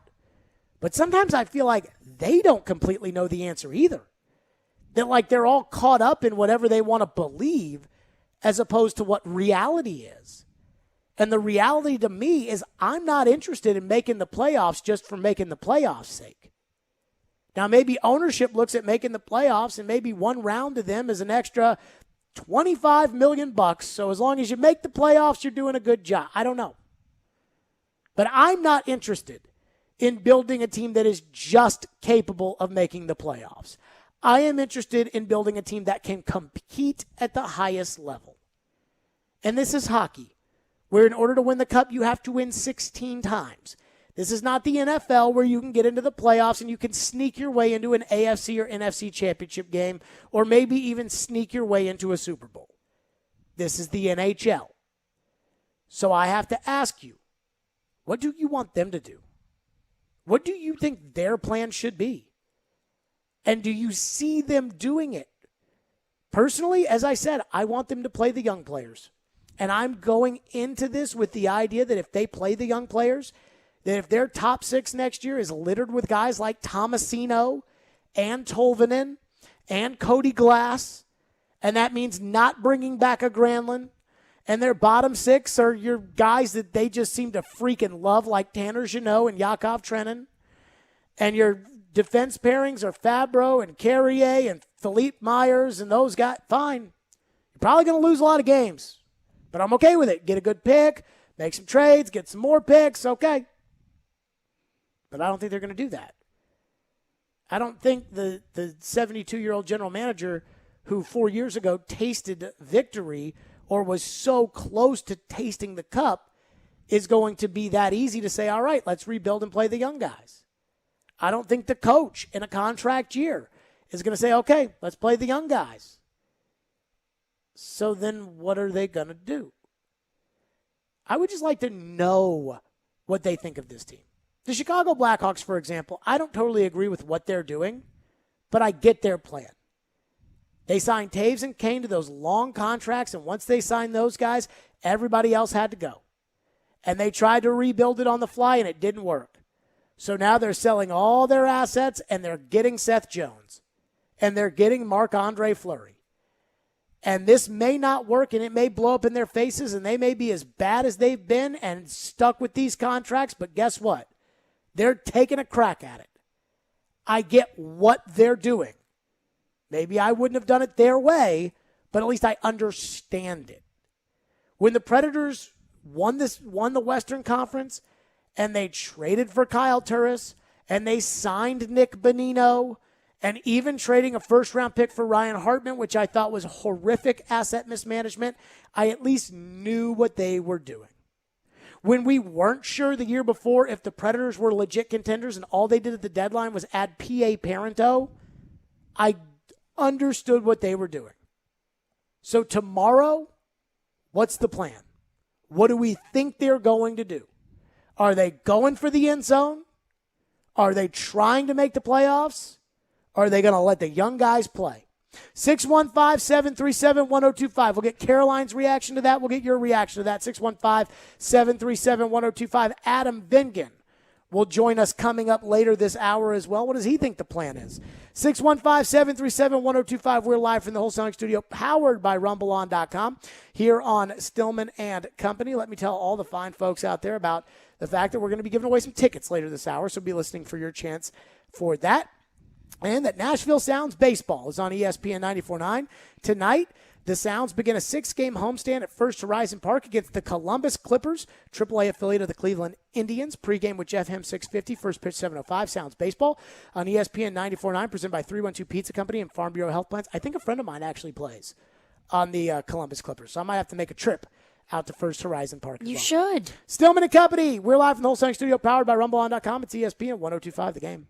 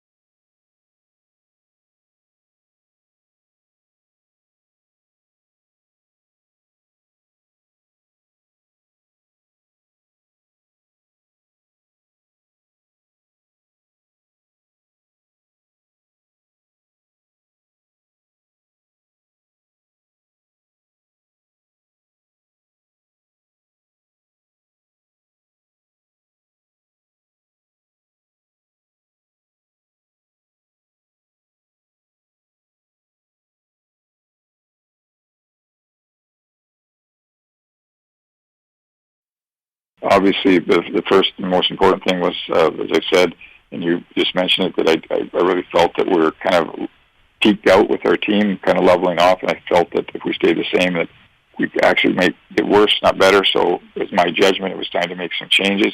I think the fact that we've saved, some money in the 2 deals that we've made gives us some flexibility to improve our club for this year, but also for down the road, because the cap is essentially going to be flat, it appears, for the next couple of years. So you've really got to be careful about that. I mean, you've seen a number of trades that have been made this year where teams are very low in money, took on salaries to get draft picks. We're not in that area of competitiveness, nor do we necessarily want to do that. But those deals are hard to come by, and like say in Arizona that took on some players to get draft picks. I mean, they can't do that anymore, essentially because their cap is now getting up there, and if you have a bad contract, it's going to be hard to move that player. I think David Poyle can speak to that from experience. If you have a bad contract with a flat cap, it's going to be hard to move that contract. Been there, done that a couple times over. It's a situation to be in. What do you think their approach tomorrow in free agency is? Do you think they're going to let the kids play? Do you think they're going all in? Or do you think they're just trying to build a team that's capable of competing for a spot in the playoffs and hoping that that's good enough? And the reason I say this is because, like, David Poyle's been to the playoffs enough in his life that I'm not sure making the playoffs next year really moves the needle for him, like for his life. I'm not sure making the playoffs moves the needle for me. Like, it'd be nice. I mean, I'd prefer it over not making the playoffs, but not at the expense of letting the kids play. Like, I thought that they lost a valuable lesson to teach Dante Fabro by not playing in the playoffs this year, Ellie Tolvanen, those guys. I'd rather see them and Tomasino and those guys out there than some guys they sign tomorrow that are veterans that will not be here when this team's any good. Well, I think that's what the Predators have to figure out. Are we going to make the playoffs, or are we going to get younger and going to get bigger? Because I don't think you can do both. And that's why I have such a problem with the term competitive rebuild, because to me, that sounds like two different things. If you're rebuilding, if you're getting younger, if you're going to break up the core of this group, it's okay to not be competitive. I want to get that out there. It's okay if the Predators are not that great this year, if the Predators don't make the playoffs. It's okay. As long as that is you highlight your goals going into the season. We're getting younger. We're going to find young talent. We are going to develop young talent. That's okay. But you can't go into it saying this is going to be a competitive rebuild and you're going to get a couple young guys and then you're going to sign another $7 million contract for a guy who may be reaching his decline. You can't keep doing that. You can't keep dipping your toes into the water of the playoffs, getting knocked out early. You have to establish your goals. In my opinion, the best possible thing that the Predators can do can say that we are going to go out and we're going to find young guys and develop young talent. And you know what? Our expectations for our guys this year are just to get better individually and to get better as a team. If that gets us to the playoffs, great. If it doesn't, that's okay too, because we went into the season with a goal and we did it. You can't keep tiptoeing around trying to keep the fans happy and keep making the playoffs as an excuse. Because to me, getting to the playoffs and losing in the first round doesn't do it for me anymore. Do you think they're going to do that, though? No. Why? Because I think that they like being able to say, well, hey, we made the playoffs X number of times in X number of years. I think it's a couple of things, okay? I think everybody, this is where I feel like, what's in the best interest of the franchise may not be what's in the best interest of the people making the decisions for the franchise. So what I think is in the best interest of I think blowing it up is the best interest. Like, truly blowing it up. I'd trade Saros right now. I think his value is high. He's a restricted free agent. I think you can get a lot in return. He's not going to break the bank. I think you can do that and then go get a goalie and patch it up with that. And I don't think Saros is good enough to win you a cup anyways. Like, he can be the goalie on a team that wins the cup, but I don't think Saros can steal you a cup. I don't think he'll ever be that good, and that's really a high level. But very few goalies are that good. Agreed. Now, the Askarov kid, I think they think that he can do that. So they've already said it's going to be 3 years before he gets here.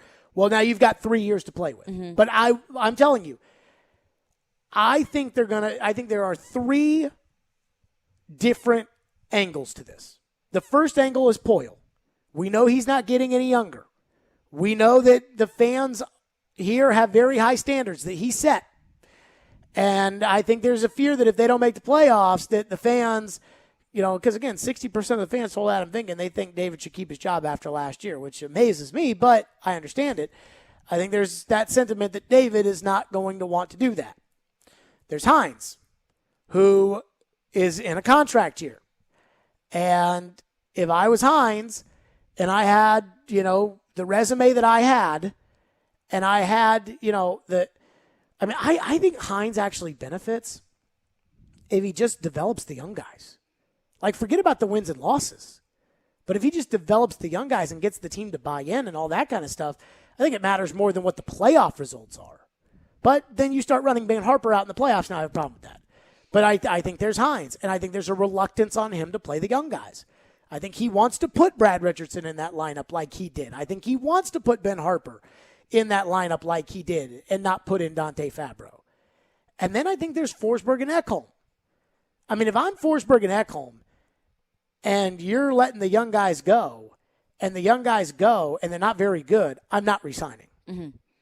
If I'm Forsberg and Ekholm and you're trading away Ryan Ellis and you're trading away Victor Arvidsson and you're taking this thing apart, but then you find a way to rebuild it on the fly and we're good next year, maybe I resign. And if Forsberg and Ekholm don't resign, then you might as well just tear it all down anyways. Right. Like, that's what I'd do. I'd tear it all down and Johansson and Duchesne stay. And everybody else, best offers, what are you going to give me? Maybe I wait till the deadline. Maybe I don't. But, I'm tearing it down. Forsberg, Granlund, Ekholm included. Well, yeah, Granlund's already gone. Well, he's not gone, but he's not here. Read the Adam Vingan reports. I think he's gone. So, and that's another blunder, but we'll get to that later. But, I just don't think, I think they're trying to make everybody happy here, and I just don't think there's a solution that involves making everybody happy. Well, there's the texter. Phone line's driven by WilsonCountyHyundai.com. Yes, Jacob from Murfreesboro says, if the question is, would you rather make the playoffs as a non-contender versus rebuilding in hopes of winning a cup in a few years, you choose the latter option 100 of 100 times. And I agree. The next 5 years, would you rather make the first round of the playoffs and get bounced, or maybe be kind of bad for a couple of years and build it up and win a cup in 5 years? But see, the problem with everybody that's done this is they'll tell you that, hey, we've had teams we thought we'd win the cup with, and we lost to San Jose in the first round. We thought we had a team we win the cup with, we lost to Winnipeg in the second round. We had a team that was the last team into the playoffs, and they went to the Stanley Cup final. So I understand that, but I struggle with I know what their response to that is. Mm-hmm. I don't know what David's going to do, but I don't know. Adam Vingan will join us next. What does he think the plan is going to be tomorrow for the Predators in free agency? He's also talked to some agents, so he might have some info in there as well. Hey, live music is back at Ascend Amphitheater and coming to First Bank Amphitheater. To celebrate, Live Nation is offering $20 all-in concert tickets on select shows starting tomorrow at 10 a.m. on livenation.com for a limited time only while supplies last.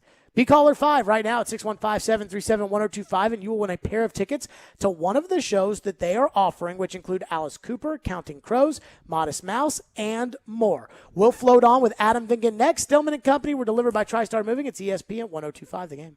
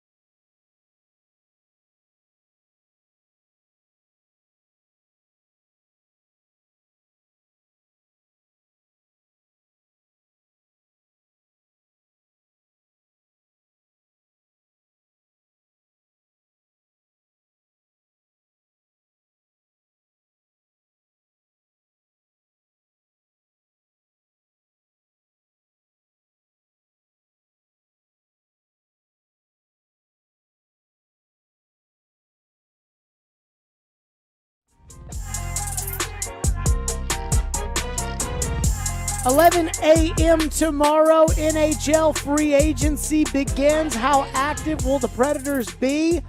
How active do they want to be? I don't know how active they want to be. As I said, time to let the young guys play, even if that means losing. But my contract is not up at the end of next hockey season.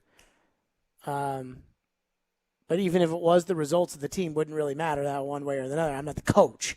Adam Vinkin joins us from The Athletic. So we're kind of analyzing here, Adam. Right now, the Predators are in position to let a handful of young guys play. Tomasino, Tolvanen, Fabro, Carrier, Cody Glass, Philippe Myers, you name it, they can let young guys play. But last year, the coach wanted to play Brad Richardson, wanted to play Ben Harper, wanted to play those guys, and now they've got some cap space. They go into free agency tomorrow. What is the goal for the Predators, and what is the level that they think they can contend at or should contend at, and how will that dictate the moves they make tomorrow? Well, one thing to keep in mind when you look at all of the cap space that the Predators have, and according to Cap Friendly, it's around $27.7 million. With that in mind, they have to re-sign UC Saros. They hope to re-sign Matthias Ekholm and Philip Forsberg, although their new contracts would not go into effect until after next season. But you have to plan ahead for that and make sure that you have the room for them if they do re-sign. They're still talking to Mikael Granlund. They're still talking to Eric Halla. You have all of these young players that many of whom you rattled off, Fabro, Tolvanen, Jeannot, Olivier, who need new contracts. So think about all of that when you're looking at all of that cap space. So they do not have as much money to throw around in free agency as it appears. And when you look at the free agent market, honestly, there isn't a whole lot out there. You know that they'll be in the market for a backup goaltender, and there are plenty of those, serviceable veteran types. But a lot of the big names are off the board. Either have already re-signed, or are reported to sign elsewhere. So, I do not expect fireworks in free agency tomorrow. I think that the Predators, as you said, Jared, are focused on giving the younger players more playing time. I know that's what they said at this time last year, and that didn't happen until they were forced to because of all of the injuries. But I think they're for real this time in terms of actually doing that. As far as, what they expect of themselves, the reason why David Poyle called it a quote-unquote competitive rebuild is because I do not think they want to be a team that tanks and falls out of the playoff race and competes for a lottery pick, even if some of us believe that's probably the best case scenario if they want to get back to where they want to go. To me, this team, if they do not make more significant changes, because they've already made significant changes, they're probably a bubble team again. But I would expect more of that large amount of cap space to be allocated towards re-signing their own players versus spending big in free agency. So I just don't understand, Adam, how this team gets any better, because if they're not willing to, unless the young guys just hit, I just don't see how this team's going to get any better, because if they patch it up with some free agents to go here and there, and they're probably a first-round playoff team. I know they're not going to play Tampa, but you're not beating Colorado. You're not beating those kind of teams with what you have right now, unless the young guys absolutely pop. And then if you're not willing to tear it down, you're never going to get the high pick to be able to really hang your hat on. And then I wonder if Forsberg and Ekholm are going to want to re-sign if this team is not significantly better. So I just don't understand what they do that can make this team. To me, they got to define themselves one way or another. Right. And when I look at this season and what we think this season is going to be, I really do think that this is an important year for them to really see what they have. If they give those big opportunities, to Tolvanen, Glass, all of the players we talked about before, and they gain some traction, and they think to themselves, Ellie Tolvanen is a legitimate top six forward. Cody Glass can be our second line center of the future. Dante Fabro bounced back from an uneven season and is a solid top four defenseman. Maybe this is the season where they evaluate those players and see what they have. And if things don't go well, maybe they make even more significant changes. But, I'm looking at what the Chicago Blackhawks have been doing over the past couple of days, because they've been in a rebuild for the last few years. They've traded for Seth Jones and signed him to a gigantic contract. Today they traded for Marc-Andre Fleury. It feels like they're foregoing the rest of the rebuild and trying to go for it again. Now, they have Patrick Kane. They'll probably have Jonathan Taves back next year. So they do have, a reason to speed things up. But, sometimes when the team wasn't playing well, the Predators, that is, I wrote a story about the process of rebuilding, and, and the former assistant GM in the league, Mike Futa with the LA Kings, told me that, accelerating the process can sometimes prolong the process of rebuilding. So the Predators shouldn't go out and try to make win-now type moves like the Blackhawks are doing right now. I mean, this year to me feels like a transitional year. Whether or not they make the playoffs, I think should be secondary to seeing what they truly have in these young players. And if it doesn't work out, then I think more drastic changes are necessary. Do you think Forsberg and Ekholm would want to re-sign if the Predators don't make moves in free agency? I'm not going to say I'm concerned about either of those things just yet, but I am less concerned about Mattias Ekholm than I am about Filip Forsberg. Mattias Ekholm is 31 years old. He has a young family, 2 basically brand new kids. I don't see him wanting to leave. Forsberg to me is more interesting because he's in the prime of his career. His next deal could be his last major contract, depending on how he plays it, of course. For me, if you were to ask me, which of those 2 players are you more concerned about seeing the direction of the franchise and not wanting to be a part of it, my answer would be Forsberg. Now, I'm not sure how concerned you should be. I do not have that intel right now. That's just how I would feel based on where they are in their careers. I'm really not that concerned that Mattias Ekholm does not want to be here. Forsberg, to me, though, is an interesting case. Adam Vingan with us from The Athletic. Do you think John Hines is committed to letting the young guys play? Because we heard from David Poile about this time last year when they got bounced from the bubble, and David Poile said they were going to let the young guys play. And then they didn't. And to your point, they did when they didn't have a choice and everybody got hurt, and that's what got them back into playoff contention. And then came the playoffs, and to the bench went Dante Fabro, and to the bench went Eeli Tolvanen. And I just am not a believer. They can tell me as much as they want that their identity is in those young, fourth-line replacement level guys like Olivier, but I don't think you build a Stanley Cup champion with those guys. So I don't really care about them. So I just worry that Hines is not willing. He just can't commit to putting the young guys in the lineup, and knowing that, as is reported right now, maybe it's different. Maybe they signed a contract extension that we don't know about. But as of right now, Hines' contract's up at the end of next year. If I were Hines, I'm not sure I'd feel comfortable, being the guinea pig coach to run these guys out there to see if Tomasino can play at this level. But I do think it's in the best interest of the franchise. So do you think that Hines will be willing to take that, even if that means more losses? If the Predators were concerned that what they want to do, meaning David Poile, if he was concerned about how he wants to take the team versus how John Hines wants to take the team, if their opinions of that process were diametrically opposed, I don't think John Hines would be the coach anymore, because David has the authority to make that change. The 2 of them need to be in lockstep in order for this team to be successful. So I feel like if David had conversations with John and David said, we need to play the younger guys, and John said, I'm not comfortable doing that, I'm going to play the veterans, I don't think John would still be employed.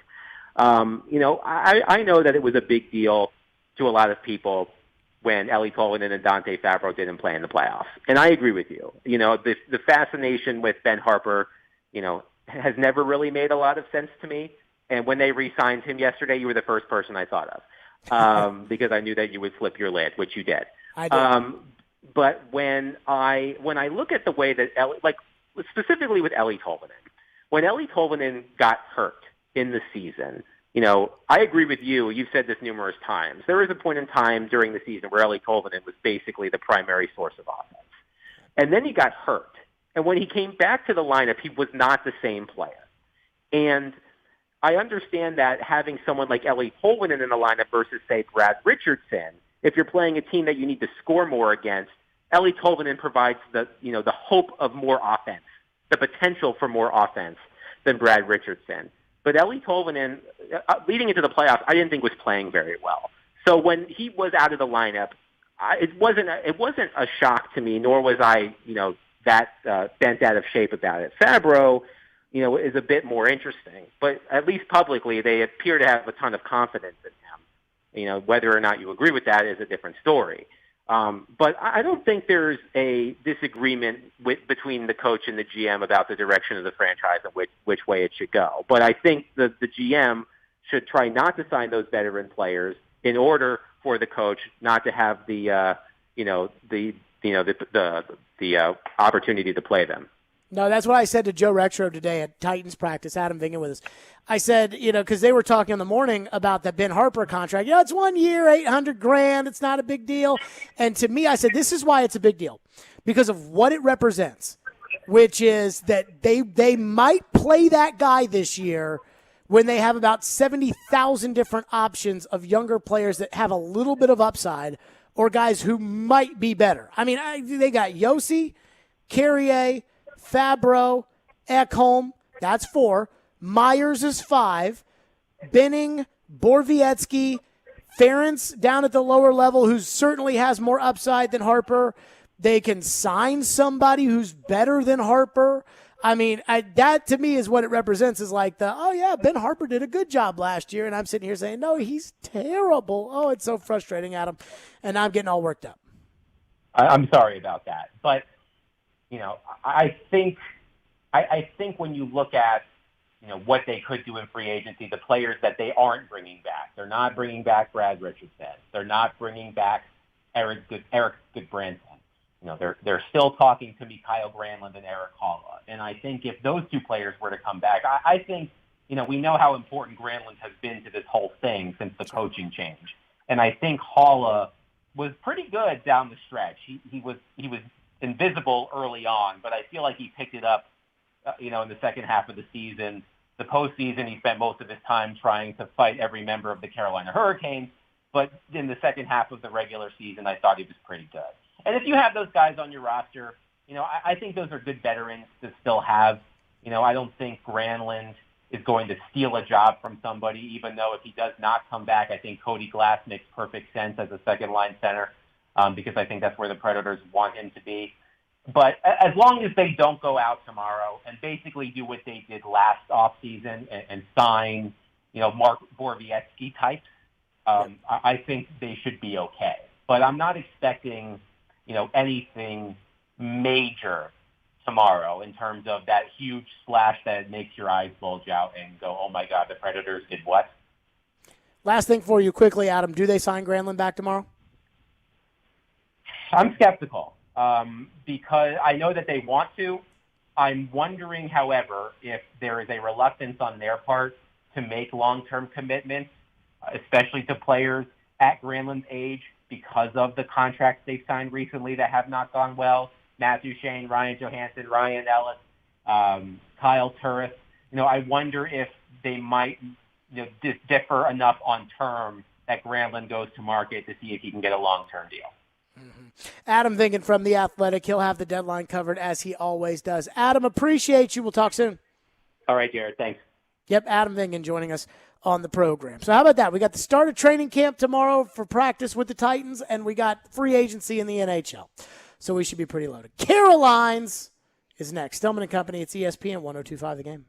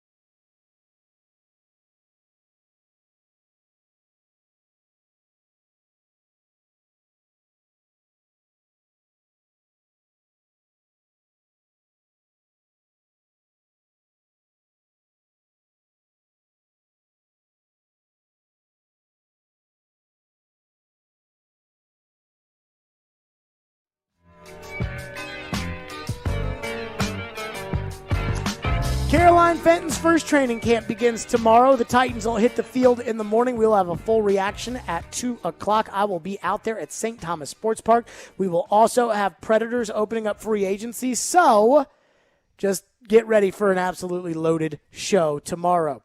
That having been said, how about Javier Baez and them Chicago Cubbies yesterday with a walk-off homer in the ninth inning to give me the edge in Carolines, down 0-1 in the week total. I'm up 2-1 so far, thanks in large part to the Nationals only losing by 1 run, having them plus 1.5. It's time now for Carolines. Get in on the action. Put the money on the mahogany. What's on tap on the sports books? It's time to break it all down with Carolines.